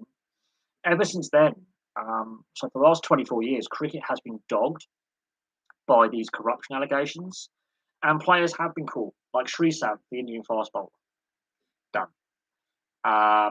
So Alex Stewart, the former England wicketkeeper and captain, has stated on the record he was approached after a county cricket match by a suspicious man who offered him like 60 grand in cash in a bag to spot or match fix. And so, yeah, there's cricket is one of those sports that is so easy to spot fixing. And I remember there was an English player who played for Essex, a young English player, and he got done for taking bribes to bowl no balls as well. I think he got 6 months in prison for that as well. I forget his name, and he was a very talented young fast bowler, but he got done. Um, I think I think it was uncovered by a cricket journalist working for one of the British media publications or channels who noticed. Um, I think an undercut. I think it was a journalist who figured out something suspicious was going on. But the betting companies have these fail safes built in when suspicious betting patterns pop up. But cricket and snooker are the two sports that are really just open to know corruption, basically. And when you've got sports like football, which have soccer, if the North American viewers, I will keep saying, when I say football, I mean association football, not American football, soccer to the North American Australasian fans of this channel. We look at some of the football corruption scandals, like the two Italian match fixing scandals, one from the 80s, one from 2006. We look at the German lower level, the referee was involved. We look at even the NBA, I've done a video on this guy, the NBA betting scandal, when the referee was involved, and it does trouble me. Even in ice hockey, there was a match that was abandoned before it was even played because the betting companies said, hang on, to the governing body in Sweden, that the league body and the governing Swedish Ice Hockey Federation went, we've got some suspicious betting patterns on a second division game. That's thinking in the Swedish ice hockey, because ice hockey Sweden is one of the national sports. We've got some suspicious betting patterns. We have concerns. The game was cancelled, and I think 8 players were investigated. It's only a couple of years ago. It's just before COVID. So even sports like ice hockey, where you think if you were trying to fix a game, it's bloody hard because you're going to get hurt on the ice. It's a physical game. There is no hiding out there. If you're playing half-hearted and the opposition don't realise, you're getting drilled in the boards. You're getting a hard hit. It's going to hurt. Yeah, I think John Higgins was like 2010, 2011. Obviously, Stephen Lee got banned for 10 years. And I think is it Maguire, the other Scottish player? John Higgins, he doesn't like that being brought up in interviews. He gets really shitty with journalists when they question his integrity. But we all know he's a cheat. Sorry, I have no respect for John Higgins now. And then when you have, I did a few videos of some of the players like Stuart Bingham, Stephen Lee, some of the Chinese players, some of the Welsh players. Snooker and cricket are the sports actually most exposed, but if they've even been fixing NBA matches, it worries me that the US has decided to liberalise its gambling laws in regards to sports gambling, not casinos, sports gambling. That's a concern I have. I'm a massive fan of the NHL. If you're a long time viewer of the channel, you'll know that. Even though I haven't had much content on the NHL lately, I'm a massive fan of the NHL. The concern I have, along with a lot of other fans, is the liberalisation of gambling laws, especially sports gambling. Now, I've got nothing against like casinos and slot machines, and I do play the National and Euro Millions lottery here in the UK. especially the Euro Millions because the prize pot's bigger. But it's only like £2.50 a ticket. I buy one ticket a week, either on a Tuesday or a Friday after work. I buy a ticket. That's it.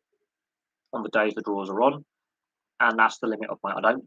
I used to bet on sports. Don't do it anymore. Because as I've got older and as I've researched for the channel as well, especially the last 5 years with this channel, and I've looked at sports scandals, a lot of them are gambling related and match fixing related. And for me, it's a concern that they have now legalized sports gambling nationwide. It's now up to individual states to enact legislation to allow the operating licenses for gambling firms other than state or county lotteries to take place. But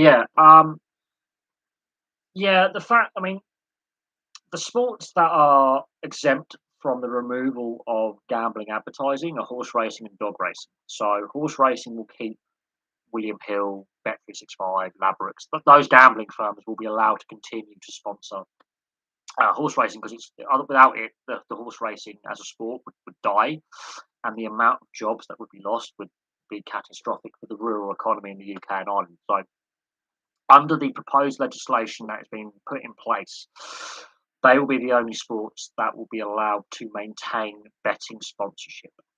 But yes, I've noticed it in rugby league. I've noticed it in our football. I've also noticed it overseas as well. So the NRL, the AFL. I've noticed it now in motorsport, which until a couple of years ago was unheard of. Snooker obviously is just everywhere. Every major tournament now, players are individually sponsored by Bet. I mean, my Blackburn shirt that I occasionally wear in videos has got Bet24, which I think is now an old betting firm that doesn't exist anymore. It was an online betting firm 10, 15, 20 years ago, in the early days of online gambling. I think it got bought out. But yeah, I've noticed a lot of, even on YouTube, when I'm like, not interested in making a video or I'm waiting for a match to start. Tour de France, I've noticed some gambling ads for the Tour de France. I don't think it should be banned, but I think sports advertising during sporting events, especially major international sporting events like World Cups, like Euros, I have concerns. But it's one of the most regulated industries in the world. Scarily, it's one of the most regulated industries in the world. Yet the black market for it is obscene. Obscene. The legalized gambling market makes about 1 to 5% of the money.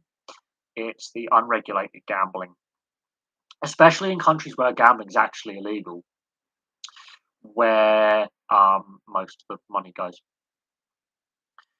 Yeah, no, smoking company, the tobacco firms, they don't exist. You notice the most classic motorsport liveries like Marlboro, Rothmans, Lucky Strike, Rizla, although Rizla Suzuki still technically exists as a sponsor, but they've disappeared. Um, yeah, regulated gambling is one of the most regulated and safe ways to do it. I'm not going to lie. Actually, it's the one of the most regulated, almost to the inch of its life.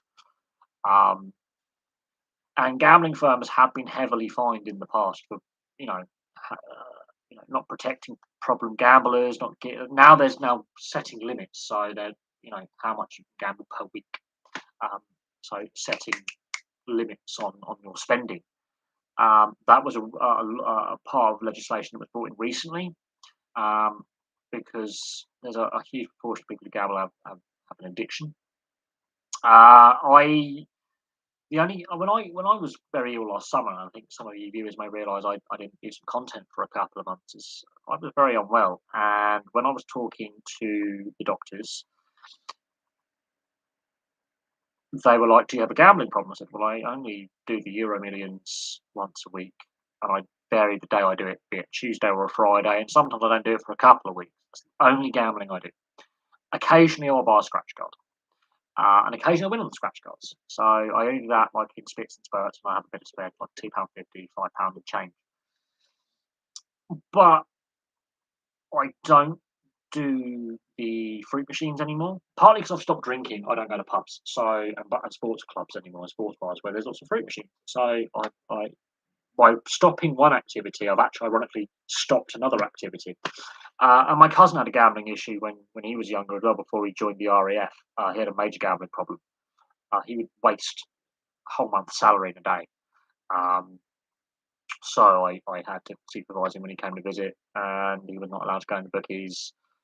And he was like, "Well, you can't smoke." And I said, "Well, actually, what I'm doing is bad for me, but it doesn't impact the rest of the family unless I get seriously ill with like bronchitis.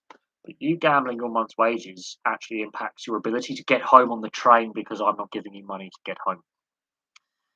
It impacts your ability to pay rent and pay bills, which I don't think your dad and mum want to pay because they live in, council property, and he has at the time he was there. It impacts your ability to feed yourself. And gambling is one of those hidden addictions where alcoholism, you can tell when someone's an alcoholic. Sometimes their skin, their eyes, they get shakes. You can tell when someone's a drug addict because they have, some of the behaviours and some of the health impacts that certain drugs have on people. But gambling is one of those hidden addictions, and you don't necessarily know that someone's struggling with some of these, and they are mental health issues, compulsive personality disorder, um, and ADHD. A lot of people who have just minor things like ADHD, which are easily treatable. I mean, I've got ADHD. Those with impulsive behavioural traits are more at risk. It's the same with drug addiction. People say, and this is where I have issue when like a high profile athlete's caught with recreational drugs in their system. When people tell you that marijuana is a soft drug or it shouldn't be criminalised, we can debate that. And I actually understand decriminalise it, regulate it, legalise it. I think we should legalise all of them. The tax revenue alone is a reason to do it. And ironically, usage drops. So there you go. There are actually studies that prove that. And that's even the class A's like cocaine, heroin. They were once legal, by the way. You could do them back in the day.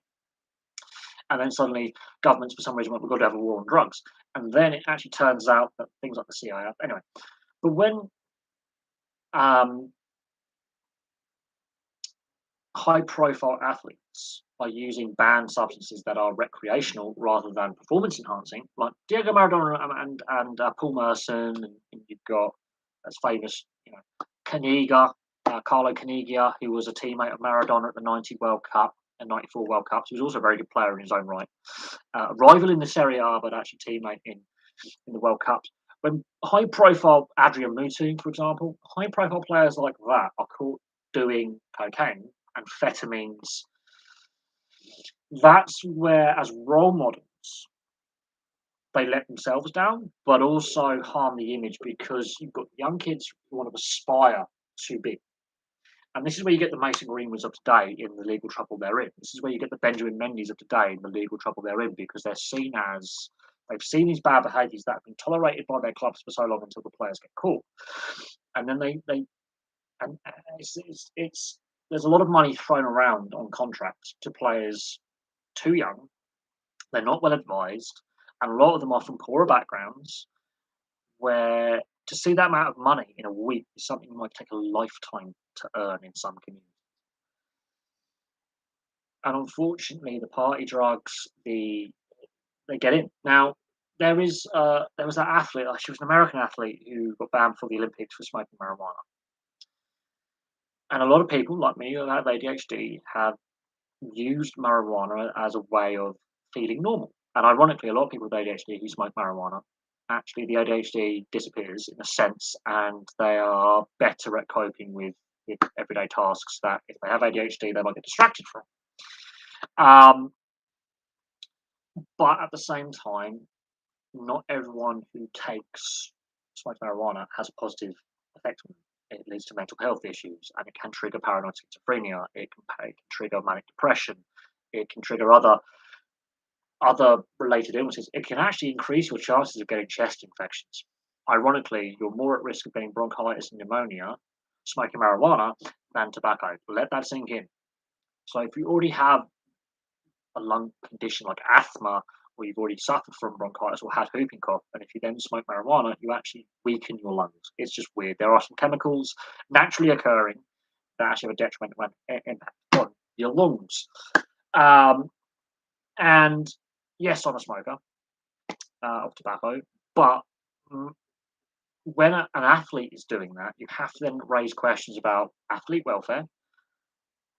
You know, are they training or participating in their sport through injury? That if this was everyday life, like the job I do, working on waste removal, your joints, your shoulders, your knees, your back, your hips, your ankles, your wrists, your elbows, they take a beating.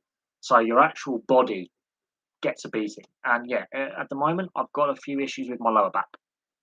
On top of the other injuries that I have from playing sport and road traffic accidents that I had previously, which is what I also had last year.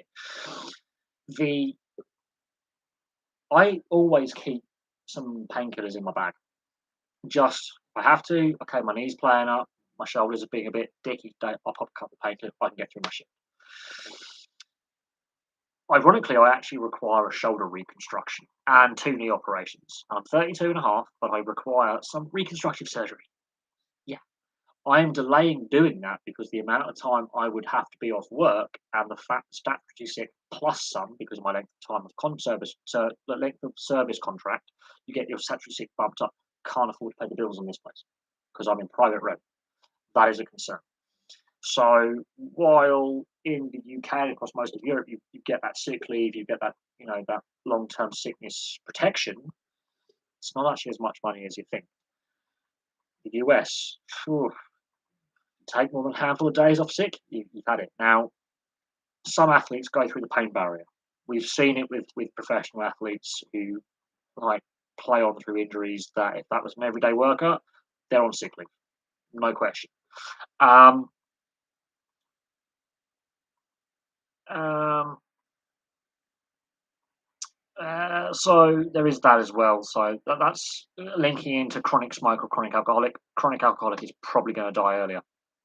Ironically, an alcoholic will probably die before a heavy smoker. Yeah, George Best is a prime example of a player. He had 2 liver transplants. He's dead by 56. Uh, the former MLS Scott Vermillion, who died December 2020 at Boston University, examined his brain and found he suffered from CTE. He was the first soccer player to be diagnosed. Now, firstly, what position did he play? And when did he actually start his career? Because people go, Hagen football was dangerous.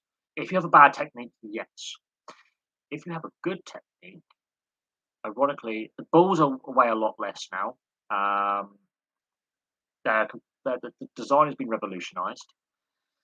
But then you got to look at the accidental clash of heads heading for a football, the elbow to the head, or having an awkward fall from a challenge.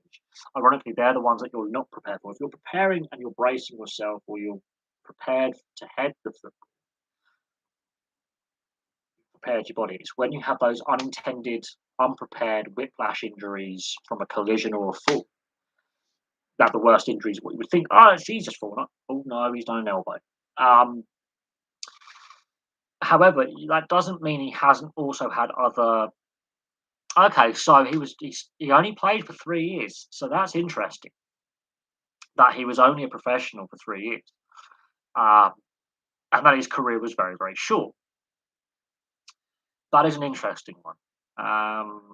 Most of the CTE or players who got dementia or early onset dementia actually aren't playing now or have recently retired. They were playing in the 50s, 60s, and 70s when balls were different, pitches were more tiring, and more elbows and more collisions. Ironically, the game was a bit more physical on the contact side of things. The fact that he only had a very short career is very, very interesting. It does make you wonder what he did post career and what he did pre-career. Obviously, did he have any concussions when he was younger? Did he have any concussions that were medically diagnosed post-retirement? Did he have any slips or falls? Because I had that concussion, and I can tell you now, I'm still feeling the effects of my last concussion 11 months ago. 11 months ago. Let that sink in. But the fact his career was very, very short is interesting. I would have to look at his player profile to see how many games he missed through injury and what injuries he had.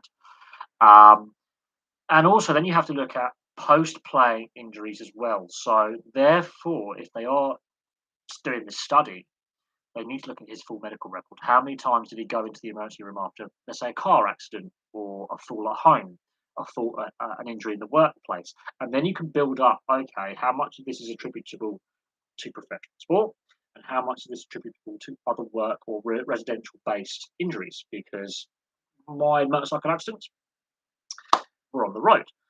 My injury in the kitchen, I collapsed in my kitchen, hit my head. So that's a residential accident. The injuries I've had in the workplace, injuries in the workplace. It will be interesting to see when they, obviously, Boston University are the driving force behind this research, and it's important research.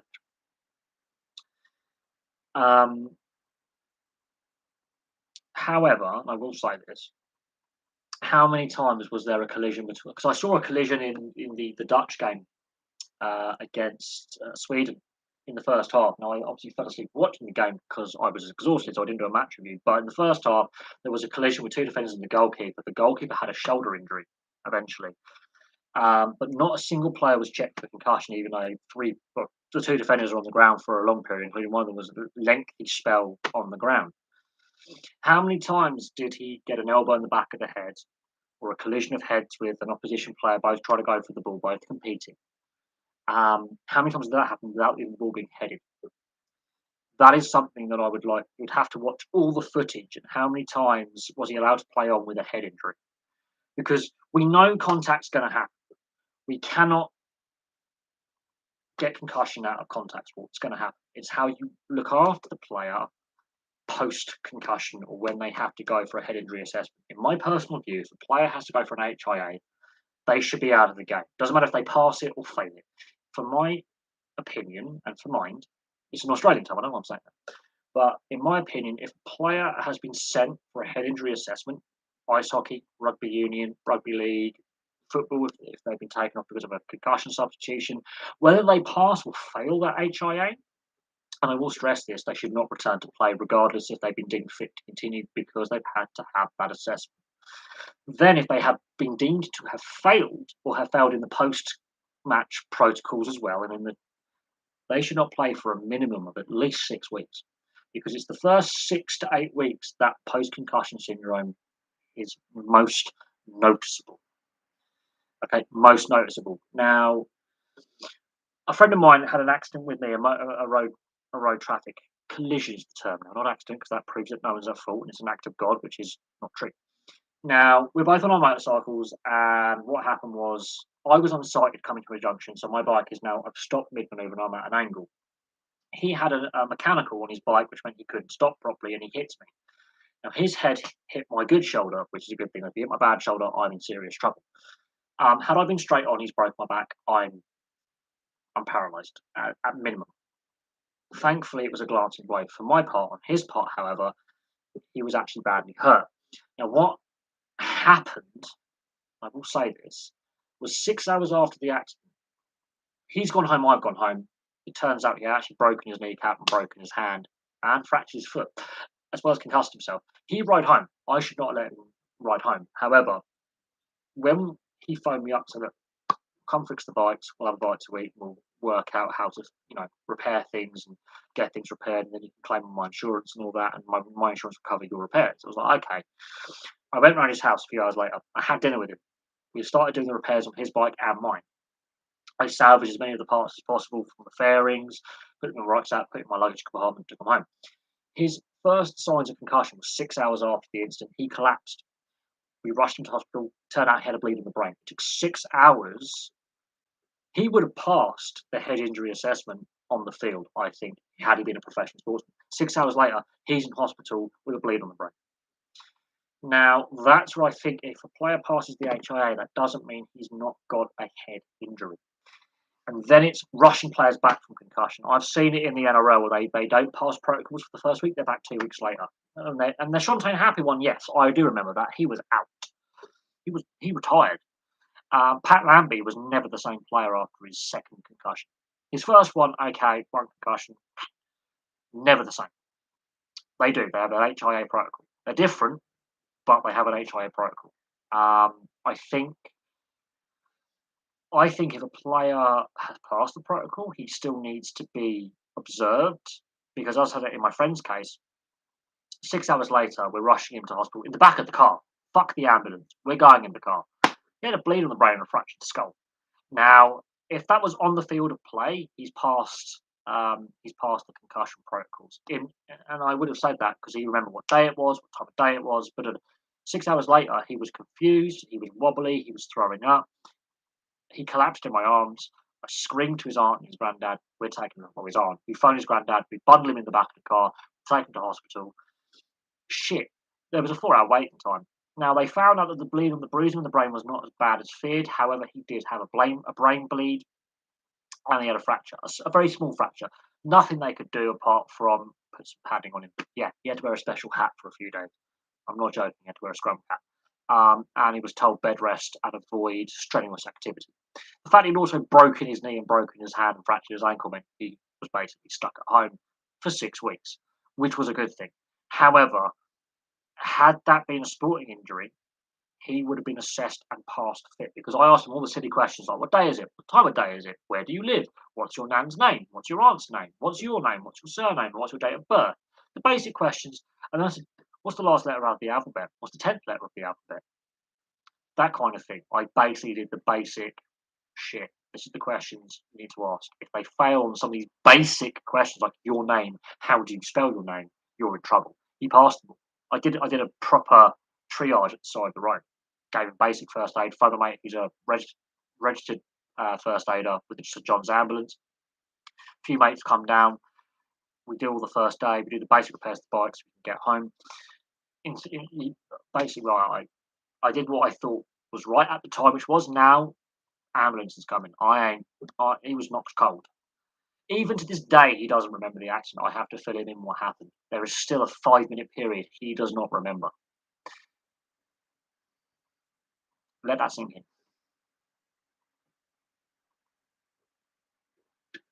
And now when I'm watching matches, I have to take more notes than I used to when I first started the channel. I take more notes now.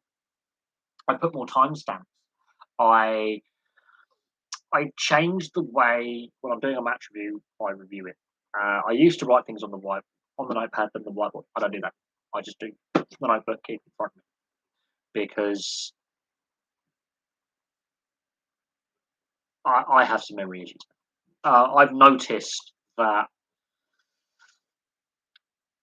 my sleep patterns since my last concussion have been impacted. So yeah, I do think they need to tighten up the concussion. The concussion. Look, I do not want to spend 7 years of my life studying medicine because the way my brain's like jelly. And I've researched the link between head injuries and mental health. I've read a lot of medical journals in regards to this, and I've listened to the experts when they're on documentaries and when we're talking about CTE, when we're talking about repetitive concussions, and it's a no-brainer. Excuse the pun. Bashing your head regularly is not good. Firstly, you're going to have a lot of headaches and big lumps, but it's not recommended. The joke he was dropping his head at birth. Yeah, no, having regular head trauma is not good for you. And the research backs that up. Now, we're not going to eliminate concussion. However, we can make player welfare our priority. Whether the players want to play on or not, okay? Players like, I've got to go off the field. No, you have to go off the field. Don't want it's out your hands. But you have to take it out of the player's hands. The independent doctor goes, no, this guy's off. Whether the team's like or not, he could be a superstar player. I don't care because I'd rather see the superstar players playing than spending 5-6 months of a season laid up with concussion symptoms and a fractured head or bleed on the. Rugby is brutal. Rugby league, especially rugby union, is brutal. Ice hockey is brutal. There is no denying. Let's look after the people that make the sport money. Compared to football players or soccer players, they are paid pennies in comparison to some of the big European football contracts. they're badly compensated for their services. What's the worst head injury you've seen on TV? I've actually seen I've seen a bad head injury live. It was Fulham Brentford in the FA Cup at Griffin Park over 2 decades ago. Clash of heads, and one of the guys left unconscious on the stretcher with an oxygen mask. That's the worst one I've seen live. Playing rugby, um, yeah, I've been concussed. I've seen a scrum. I was out on my wing and I'm defending on my wing, and the scrum just collapses on the front row. And the guy isn't moved. He was knocked cold. He gets up and he had a bit of turf stuck in his head and up his nose, and he's just been driven into the ground and he's been knocked out by the force of the scrum. Um, so I've played where people have been knocked out, including myself. I've seen it in the stadium, a clash of heads. I've seen it on TV. The Huntelaar Smalling collision between the Holland England friendly several years ago, where Huntelaar ends up with the grass, like he eats the turf. Literally, there's a collision between Smalling and Huntelaar. Both players, in my opinion, should not have been allowed to play on. But this is before the concussion protocols that European football now has were in place. That was a bad one, and both players played on. I think Myler with his fractured skull. Petr Cech with Hunt had a bad collision, obviously depressed fracture of the skull. I think Cudicini got knocked out in that same game as well. For Chelsea. The Cudicini one is a bad one. But I've seen some rugby league and rugby union ones. Jake Friend a couple of seasons ago, he was actually fitting. He actually had a fit. He was knocked out and he was in a bad way. And there was one, Alex Twal for the West Tigers a couple of weeks ago. He was in a bad way when he was knocked out. And he was making a tackle on Burton, the 5'8" for Canterbury. And, oh dear. That was quite bad. And I was watching that live, and he hit the ground hard because he's gone into tackle him in the air, which is technically against the rules. And then Burton's obviously just fighting to get him off. And he hasn't thrown him over his shoulder; he's just twisted, and they both got down. He was in a bad way. The former Canadian rugby union captain, 2003, was Al Sharon was his name. He was knocked cold in his last ever game. He was really bad. That was a bad one in 2003. I've seen some bad ones. I've seen some other bad injuries, but head not. I've seen some bad ones, which concern me. So I think, yeah, you won't see the scenes of like Terry Butcher with the blood down him qualifying for Italian. Like, you won't see that ever again. But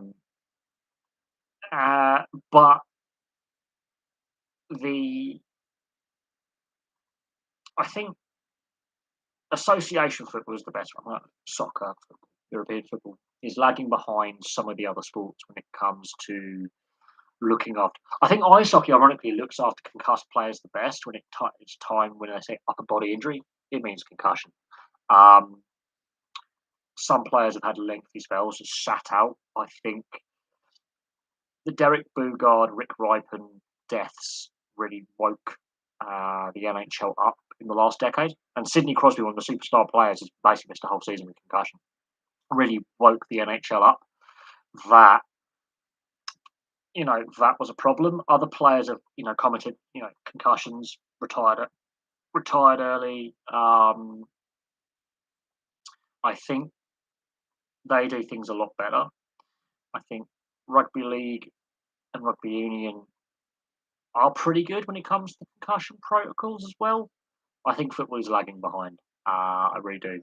But concussion seems to be less of an issue in football. I'm not saying it's not an issue, but it seems to be less of an issue. So there is no sport is injury proof. But that collision yesterday in the Holland Sweden women's game I'm surprised all three players weren't substituted and checked out. But the goalkeeper went off injured anyway. But I'm surprised the two centre backs who were flattened by the goalkeeper. It was a goalkeeping error. The goalkeeper had no need to charge out. The defenders had the cross covered, but it was a collision. It happens. Misreading of the flight ball, and all three players are not fully prepared for the collision. That was a nasty one. At first, I was more concerned about the Dutch centre back. He was in serious trouble quite early on, which took a collision to the ribs. But it ended up being that the Dutch goalkeeper had actually either partially dislocated or I think fractured her collarbone or done her AC joint, and she went to kick a back pass. She's not using her arms, and the force went up her body, and it went. She's done. She's hands in the air. No, I'm sat down. I'm done for the day. So they put the inexperienced goalie in, but it was kind of obvious that at least the goalkeeper goes off, but at least the other player shouldn't have carried on. There was another player who they run it off. I don't like that term because you actually do more damage to your body. There was a player with an ankle injury as well, and she walks off limping. No, no, no. Oh, I don't want to take the Medicab. I don't want to look weak in front of the opposition or my teammates. You've just ruined your ankle further because or your knee or your hip. I don't understand why that. Oh, I lose a bit of street cred because I'm being taken off on the Medicab or I'm being carried off without putting the weight on the leg. They lift the leg up and they hold it like in the seat position. Walking it off. I mean, if you've done even a grade two sprain, a grade one sprain, you're risking turning it to a grade two or a grade three sprain could be up to 6 months with surgery, which is what I had. I worked on it within 2.5 months. I'm back working on it, which was ridiculous. I shouldn't have been. I've probably done more damage to my ankles than I should have because I've gone back because I don't take time off work. I don't like taking. I work when I'm ill. Shit. I tried to go in with a viral chest infection, not COVID, although it could have been COVID. I got told by my boss to fuck off and don't come back in for a couple of days. Just phone this number every morning until you're feeling good enough to come in. My boss told me to fuck off. Yeah, I have like an American working mentality where I don't even like taking holiday, which is weird because you need a break. I, so I think, yeah, in regards to away from FIFA, I do hope they take the research on if a player's saying I've got a headache and they haven't got any flu-like or cold-like or even hay fever or COVID or whatever symptoms you normally get like dehydration. They need to be assessed. They need to rest up. If they're saying I've got a bit of blurred vision today, that's not a good thing. If they take a heavy collision where there's like an elbow or a collision of heads, they should just sit out for a couple of weeks. And then we have the question over, the last couple of seasons we've seen teams go, we haven't got enough fit players to put out a full squad, we're calling up the youth squad. We need to look at squad rules and elite squad rules. I think FIFA and UEFA have got them wrong. I think the Premier League and the Football League have got them wrong as well. Because teams get punished for failure to fulfill a fixture.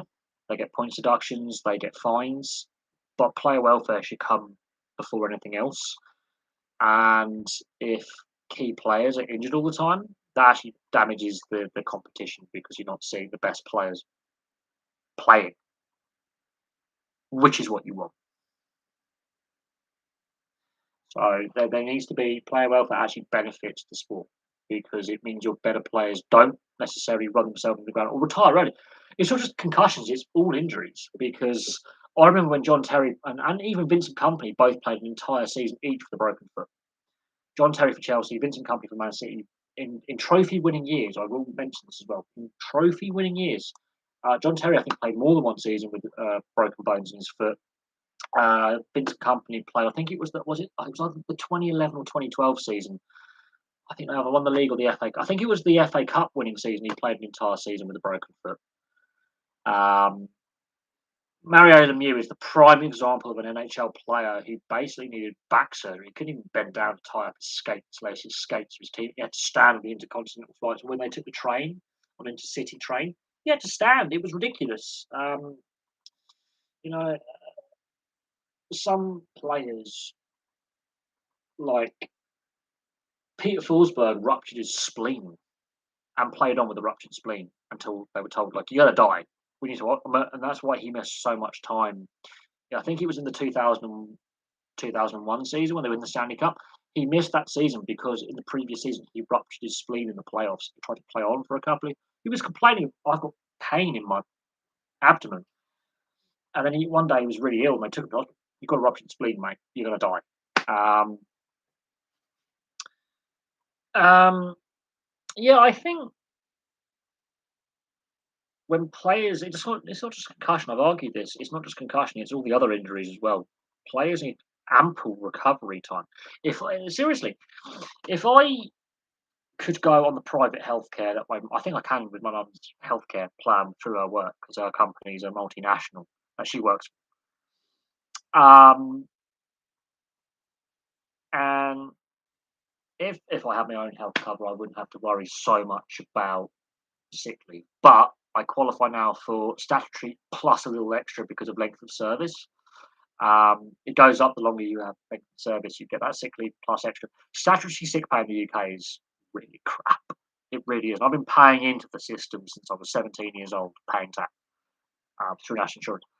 But if I was to have my shoulder operated on, I'm off work for a while, and I haven't paid enough into my company pension schemes to go. I want to withdraw my company pension money.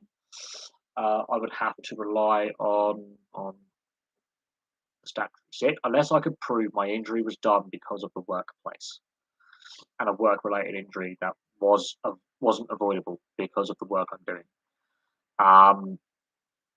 Even then, the payouts are crap.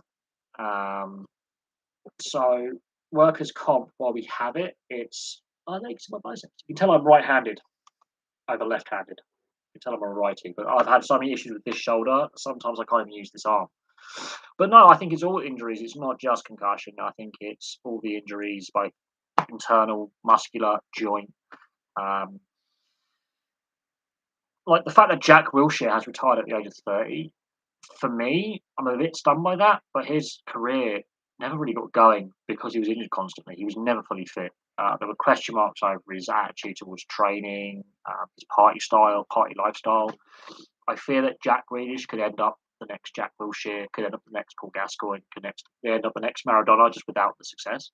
Jack Grealish, there's been a lot of people criticising him for his holiday in Vegas, and he does have a drink problem. Let's not kid ourselves. He has at least a binge drinker, if not a full blown alcoholic. He's a functioning alcoholic. Let's not kid ourselves. Oh, he's allowed to let his hair down. The guy cannot control himself on drink. Every instant with Jack Grealish off the field has been alcohol related. Same with Jack Wilshere. A lot of being on the booze, and that does impair the body's ability to repair itself. But also, it leads to other issues. And we need to look at athlete and player welfare seriously. Now, I'm not saying ban the players from drinking. Absolutely not. There are some people saying, oh, professional athletes can't have a beer with their teammate or a glass of wine with a meal. I'm not saying that. As someone who is an ex-drinker, I'm not saying stop it. Moderation's good in there. But certain players do have an issue with alcohol and drugs. And we're going back to recreational drug use. And certain sports seem to have a bigger issue with recreational drug use than others. And some Australian rugby league fan said, the examples I was using football players, oh, they're from the 90s, they're from ages ago. Oh, it's laughable. It was like, well, you've still heard of these players, right? So the fact we're having a discussion about Reece Walsh, for example, getting caught with cocaine in the last season. I said, football's had this issue for 30 years, hence why I use the older example. It's still happening now. I use the older examples because that's how far back this issue goes in professional European sport. And it's not going away, but they're just the highlighted examples that I use. And the guy goes, oh, it's only 30 years ago. And it's just like, well, I'm using that to say this time ago, this was happening then, it's still happening now. So I just gave up arguing with the moron because I was deliberately using those older examples. Like, this is how far back the issue goes. It was happening then. It's still happening now. These were superstar players. Some of the best players in the world at the time were caught doing it. Now, I've long argued for decriminalisation and legalisation. Long argued for it, and I can argue on that on the other channel.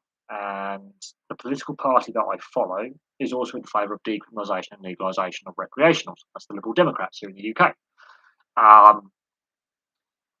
And I believe that's a better way of dealing with addiction and problem users. Better, and the tax revenue ends up paying for the treatment centres, plus you have excess. However, we can also argue, is it performance enhancing? But high profile athletes, they need to be a little bit more responsible.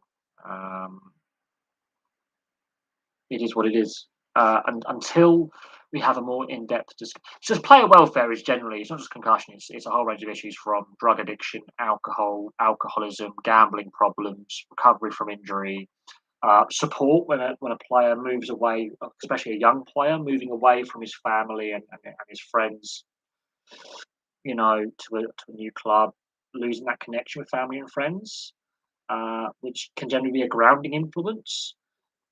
Just making sure they're surrounded in the right way, educated, given like training and skills to help them post career, because not all of them are going to stay in football post retirement, like coaching and punditry and managerial and ambassadorial roles. A lot of them won't stay in the game.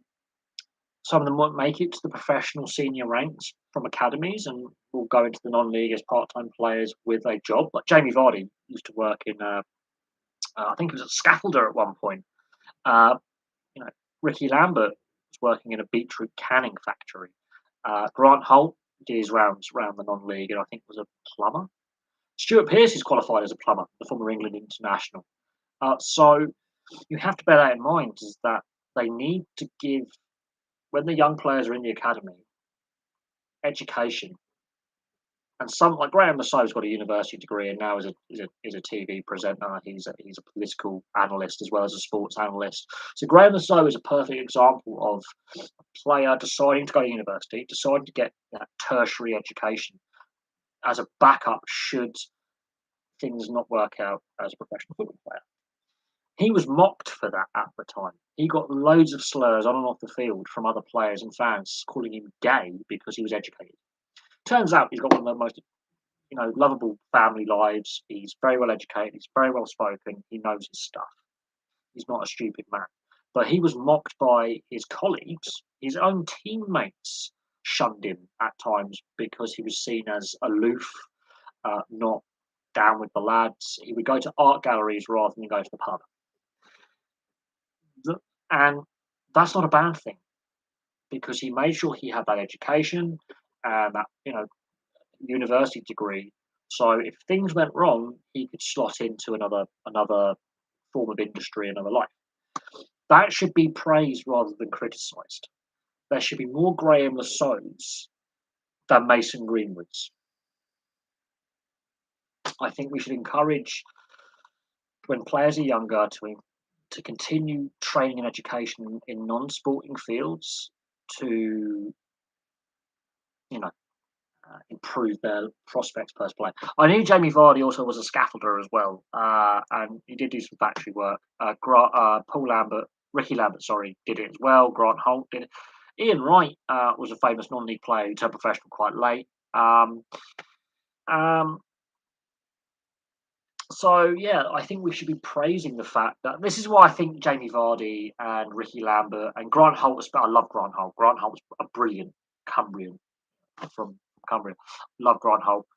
When Grant Holt was doing his FA Cup coverage as a pitchside presenter, he comes across as a very likable, well-rounded, well-grounded ex-player because he's lived in the real world. And I think as part of their academy training, they have to work in the real world and know what it's. I think that's what we're lacking in the modern day. Is not enough. I think he's done a little bit on the side as a hobby, and he has got paid for it. He has done a bit on the independent circuit. He's quite, yes, he is a wrestler as well. But I think what Grant Holt epitomises is that non-league player who makes it to the professional ranks. Same with Ian Wright. Same with Jamie Vardy, Ricky Lambert. All of these players were told they wouldn't be good enough, they would fail, they would not succeed, and they did succeed. Now, for me, that is a very good tale to tell, but they lived in the real world. They had real jobs. They were doing other things other than kicking a football around. They lived in the real world. They know what it's like to graft for very little money. Jamie Vardy was on tag at one point, so he had to be home by a certain time. He could only work part time. There was certain, I think he was not allowed out. He was facing assault charges when he was younger. He turned his life around, and sport is a positive because it helped him turn his life around. It was escape from a cycle. Same with Ian Wright. He credits being signed by Crystal Palace for turning his life around and breaking that cycle of being, around gangs. So sport has this positive impact, um, and it should not be underestimated. But I do think professional sport, especially football in this country, should give players more support in training and education in other fields other than sports. So if they don't want to stay in football, they can go on and do engineering or, you know, I think there was one ex-player who's now one of the class of '92 is now a postie. There's an ex-Man United player who's now a postman in Greater Manchester and is actually far happier being a postman than a football player. There you go. I think there was another ex-player who ended up opening up a chain of car showrooms and doing rather well in used car sales and becoming a businessman. So it is doable given the right support and the right education when they're young to say, look, at some point you are going to retire. You're not all going to go into football management. You're not all going to go into the sports media. At some point you are going to seek a different career path outside of sport. I think there's a few others who become like, sports teachers at schools and universities, become PE teachers and sports involved in sports science and university lecturing as well. So yeah, Jermaine Pennant though is a massive what if because he really screwed up his career. I think the prime example of a player who was dissatisfied with the direction football was taking is David Bentley because he retired aged 30s, stating this as an industry, we're overpaid. I've lost my love for the sport. There's too much money in the sport. I've lost my love for it. There's not enough humility. The players are too greedy. I'm out. David Bentley quit the game because of what he saw was as an excessive amount of money they were being paid. That the sport had lost touch with its working class fan base and its origins. And I don't blame him for 1 second for making that decision. I think David Bentley retiring because of what he felt was being overpaid and a lot of his contemporaries not living in the real world speaks volumes about his character. Very underrated player, very good player. Played for Arsenal, Norwich, Tottenham, and Blackburn. Very, very good. I think Birmingham City as well at one point. David Bentley, great player, very skillful player, very good winger. He can also play in central midfield. Cracking 2 foot player. I remember he scored a cracking free kick against Bayer Leverkusen in what was the UEFA Cup at the time, now Europa League for Blackburn. A cracking free kick on a bog of a pitch, absolute grotty pitch. Bad weather, he just drilled it. This is good. David Bentley, his statement about why he retired is very striking to me. Very, very striking to me. Saying that money's ruined the game. I don't enjoy it anymore. This is not a career that I enjoy anymore. I've lost my love for the sport. I'll actually get his profile up because it's very striking how young he retired, how short he was a professional for. Really stunning. I mean, I think he would have retired by now anyway. But the fact he retired so young and he still had a good 3, 4, 5 years as a top flight, maybe even championship level professional in him, is David Bentley. Here we go. Let's have a look at David Bentley's profile quickly. David Michael Bentley is an English former professional player who played primarily as a winger, but also played as a central midfielder or as a second striker. He's now 37. He's born in Peterborough, by the way. He's a Cambridgeshire lad, so he's East Anglia. If you want to get technical about East Anglia and how far into Cambridgeshire it goes. So he's from Peterborough. So he could play. He was a very versatile player. He also, oh wow. So he starts out with Arsenal in 2001 to 2006. He played one senior game with Arsenal. He was loaned out to Norwich and Blackburn before being signed permanently by Blackburn in 2006. He was there for only 3 seasons. Weird. Before going to Spurs, he was loaned out to Birmingham City, West Ham, FC Rostov, and back to Blackburn before retiring in 2013. He represented England under 16s, under 18s, under 19s, under 20s, under 21s, the England B side, which is the reserves, and the main squad. And he never scored a goal for England. It's weird. Right, here we go. He was released by Spurs in 2013 after not playing for more than a year. Bentley retired from football in 2014, citing his loss of passion for the sport. Also, alongside being, arguing that there was too much money in the game. So his Arsenal spell, I think his Blackburn spell was when he played possibly his best football. Loan spells. Retired. On the 13th of June 2014, Bentley announced his retirement from the professional game at the age of 29. He'd been a free agent for a year. That's stunning. He stated in the video he'd fallen out of love with football, calling the modern game robotic due to the influence of social media and money, as well as predictable and a bit too calculated. So, overcoaching. He said that he wished to spend time with his 3 children. Now he's a co-owner of a restaurant. He's also invested in some nightclubs, a restaurant in Woodford Green, London, alongside Raheem Sterling and Oxlade-Chamberlain. So he's now a business owner, which is good. He also was part of a job swap documentary for Irish TV. Bentley trained and played in a Gaelic football match for Crossmarglen Rangers in return. Aaron Kernan was to train for Sunderland. So he's done that as well. But no, he's now. So basically, this is the interesting. He stated that he'd fallen out of love with the game, calling the modern game robotic due to the influence of social media and money. Let that sink in. Social media, and this is a decade ago. This is like 9 years ago. So this is not now. This is a long time ago. And he said it was predictable and calculated. Yeah, he's not wrong. I think David Bentley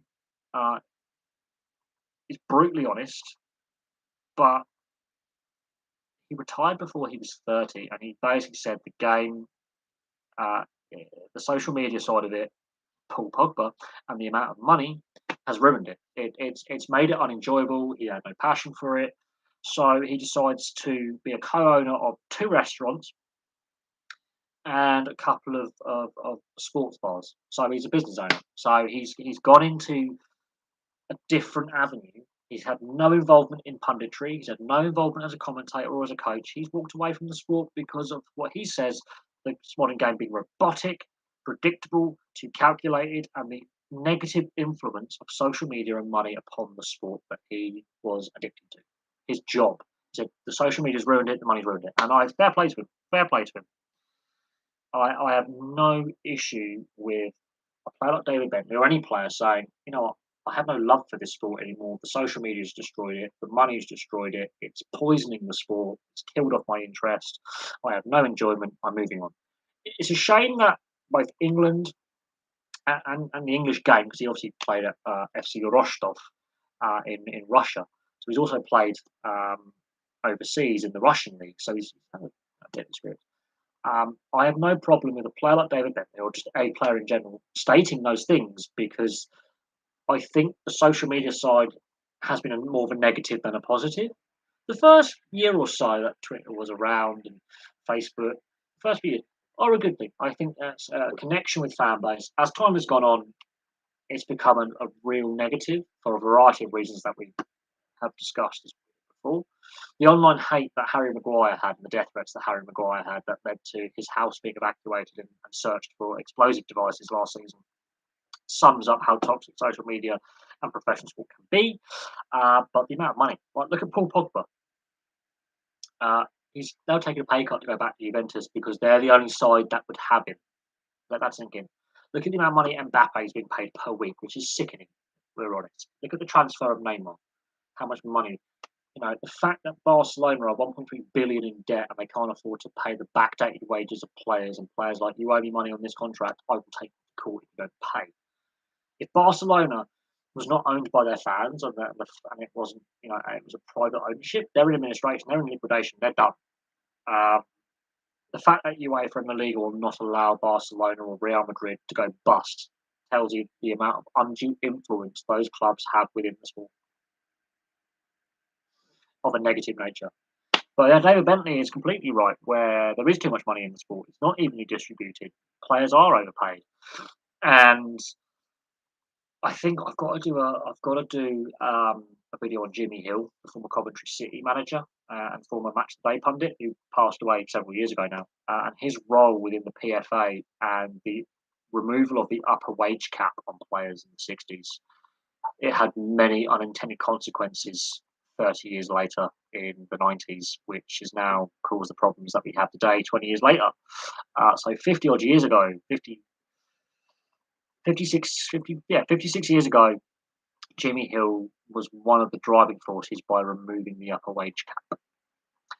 At the time, it was a good idea economically. Now it's a bad idea because now we don't have that salary cap and wages are out of control. And Paul Pogba and Mbappe and Neymar and Ronaldo's contract's bad. Alexis Sanchez had a terrible contract. Um, the amount of money some of the talent, I call it talent, but some of these players, Pogba, God, he's going to get to. Juventus are in trouble if they sign Pogba. But he was dissatisfied with the wages they were offering him at Man United, which was like a 40 grand a week increase. Yeah, he's taken a pay cut of 50% to go back to Juventus because they're the only side that would take him. No other team wanted to touch him. Other scouts have gone, he's got a shit attitude. We do not want to touch this guy with a barge pole. Terrible attitude. Don't want him. So Pogba's basically his attitude has cost him basically his career, in my opinion. I think Pogba's played himself into a mess. I don't think he's going well at Juventus. Oh, well, ITV Digital did collapse. It was ITV Sport, the initial ITV pay-per-view subscription sports network 20 years ago. It has those knock-on effects being felt 18 years later. Setanta's collapse in the UK is still being felt all these years later. And then look at the collapse of the French TV deal. They don't have one now.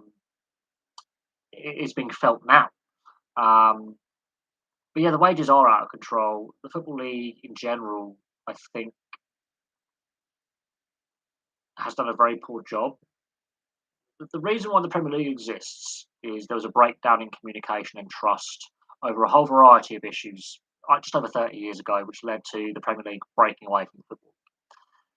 And what we're seeing now is, again, that breakdown in trust, clubs at war with each other, half of the Premier League clubs resisting the fan-led review and an independent regulator and the 50-point review, fiercely resisting it. That the attempt of the European Super League, the reformatting of the Champions League has not gone down well with fans across Europe, been badly received. The UEFA has been heavily. I mean, there's a lack of trust within fans towards UEFA in regards to ticket pricing for finals, both at club and international level competition. The Nations League format, I'm torn on it. I understand that they're competitive international, which is good. We've got rid of those pointless friendlies, but at the same time, when you've got high-profile players like some of the best players in the world coming out and saying, "We don't want to play this. We don't want to play this. We need a rest," tells you that the format isn't going down well with players. Fans are split on it. There are better ways to figure out the international calendar.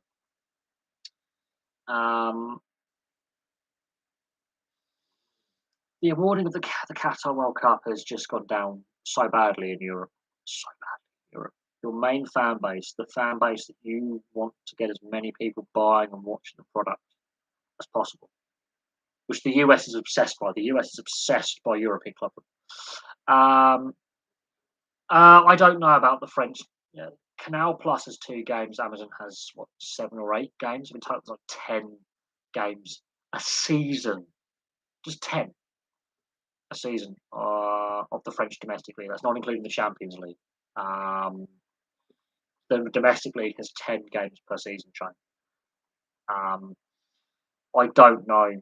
The French team, the sport in France is a very even split on the pie. If you get a pie chart of French sport, The Tour de France, obviously, French fans salivate for. Rugby union, rugby league. Ice hockey's got a good following of participation and viewership. They've got a very competitive ice hockey league in France. Not one of the top European leagues. I think it's like the eighth or ninth level of league, in Europe. Football has an equal share with the other sports. Motorsport, you've got Le Mans, you've got um, Manicourt, you've got Paul Richard, you've got some great motorsporting circuits. You've got the MotoGP, you've got the F1, you've got the World Superbikes, you've got the European Superbikes, you've got the European Touring Card, World Touring Card. When it comes to the pie chart of French sport, football wasn't even the biggest slice. I don't know if a broadcaster is going to come in.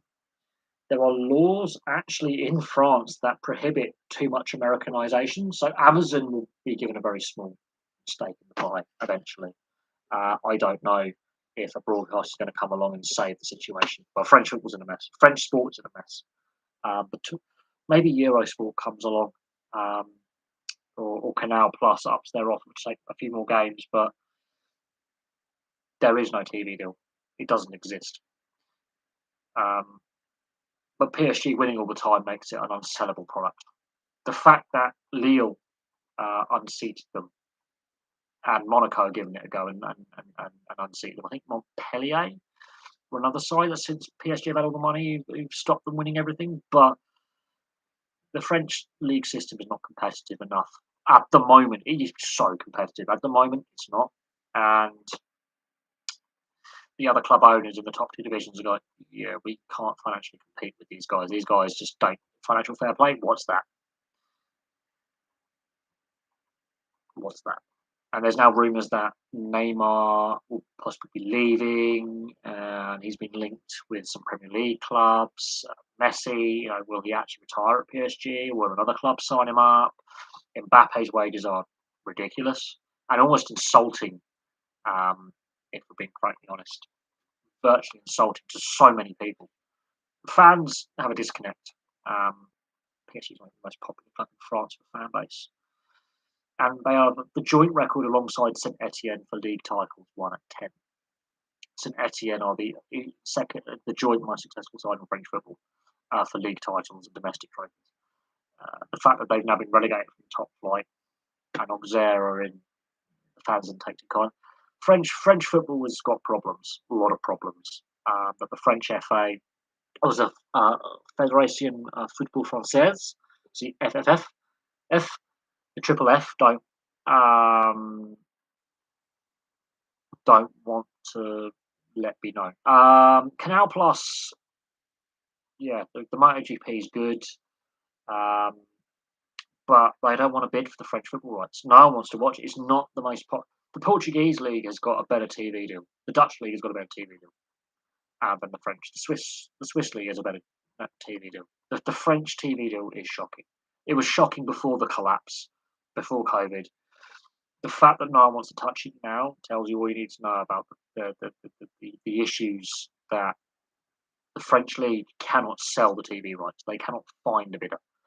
So the ongoing TV rights issue is something that the French Football Federation, French FA, yeah, but domestically they've sold some overseas rights. Domestically, there is no TV deal. The domestic TV deal is what makes you your money. The overseas rights are worth a lot less than domestic. Domestically, there's no TV deal. So if you're a French fan in France, you cannot watch any football.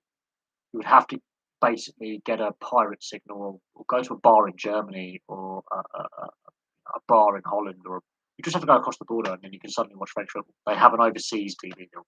They do not have a domestic one. And the domestic TV deals are worth more money than the overseas ones. Because you're guaranteed an audience. You're guaranteed your domestic audience who are invested in the product. You're selling the potential for increased overseas audience, but it's not always the case. And the fact BT Sports is a struggling network here anyway isn't great. And the fact that the French league system is shit anyway, it's lost a lot of its competitiveness because of PSG and the fact that they can just go, money, we buy the league this season. Since they've had the money, I think only 3 clubs have won. Since they've been bought by the Qatari owners, only 3 other league clubs have won the league. That's it. And people complain about the German system.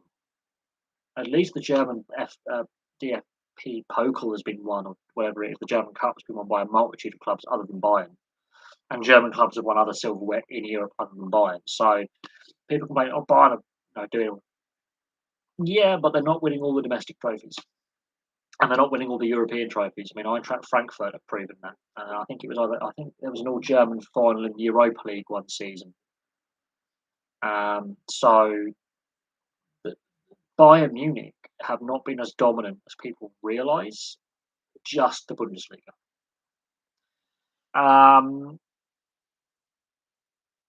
Kenya are playing against Namibian Rugby Union. Yeah, but I think Djokovic wins it. But Kyrgios is his own worst enemy, and Nick Kyrgios is facing legal troubles back in Australia over assault charge. I think it's domestic violence. Nick Kyrgios? I've been asked this question what my views are on Nick Kyrgios. They're not overly positive, is the best way I can describe my views on Nick Kyrgios. And whether Djokovic wins or not, I've tuned off tennis as time has gone on. I think everyone's interest peaked with tennis during the Henman, Rosetsky, Murray peak eras. So the mid-90s to, I'm going to say just after the London Olympics. I think that's where a lot of people's interest in tennis, because we had, a Grand Slam winner in singles and two guys that got to semi-finals and finals in Grand Slams who were very, very competitive and were ranked in the top 10 at one point. We had three very good players in the men's game. And now Norrie's burst onto the scene, which is great. He's got to a semi-final. Hope he can build on that. But in reality, Tim Henman inspired Andy Murray, and Tim Henman's actually inspired some of these other young players as well, because they would have been my age or younger when they were watching. Andy Murray's only a few years older than me. I remember watching his first Wimbledon. He's only about 3 or 4 years older than me. He's in his later 30s now. But he was inspired by Henman's antics, and to a certain extent, Rosetsky. The fact that that's where I think the peak. I think Wimbledon audience. I think there's been definitely some fall off of interest, and part of the reason for that is the last decade and a half has been dominated by not only Murray's been quite a good player, but Federer, Nadal, and Djokovic. It does sort of turn people off when there's a lack of competition. I mean, Wawrinka, Del Potro, and Cilic have also had a good crack, but unless other players start winning majors, then it's going to be seen as the three musketeers plus D'Artagnan, which are class Andy Murray, and Stan Wawrinka. It's the three musketeers plus two other guys, and Cilic and Del Potro. We've been overly spoiled, but at the same time, it's not necessarily a good thing. Oh, Nikos Samaras. Pete Sampras. Yeah, he was a brilliant player. He only lost one of his Wimbledon finals. Let that sink in. He only lost one of the finals he played at Wimbledon. That was in '96. Other than that, he was Andre Agassi. I think for me was the player from my mind that I resonated with the most, and I enjoyed. And Mark Philippoussis, the Australian. They were the players that I enjoyed watching 20 odd years ago.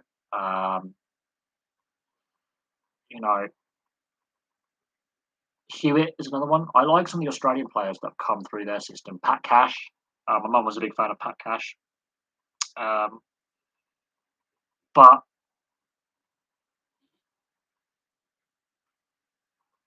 as the sport has evolved, Goran Ivanisevic was my favourite player. Goran Ivanisevic was my favourite player because in the men's ever, I like Goran. Yeah, like Roddick and Hewitt, I think, are underrated champions, and injuries really curtailed their careers. But they were fantastic ambassadors for the sport. And I think Goran Ivanisevic was brilliant when he won. Who's this? The fuck is this? Hang on a sec. Hello? Hello. Who's this? It's Mark, your uncle. Oh, you want a new number? Oh, I've had this for years and years and years. How are you? I'm okay, and you? Surviving. I've been watching your channel. Uh-huh. You know, I hate football. I hope everyone loses. I know. Oh, by the way, I'm live right now. So everyone, this is my uncle on the phone. He hates football when he hopes everyone loses. So we're going to embarrass him right now. Yeah. How you doing? You're live. Oh, fuck that. Oh, no, you I'll can, talk to you later, Ned. now you can talk to me now. Right, guys, I've got to go. My uncle, no, not you. Okay, now my uncle's hung up. What an arse. Right, I've got to end the stream and talk to my uncle. Bye.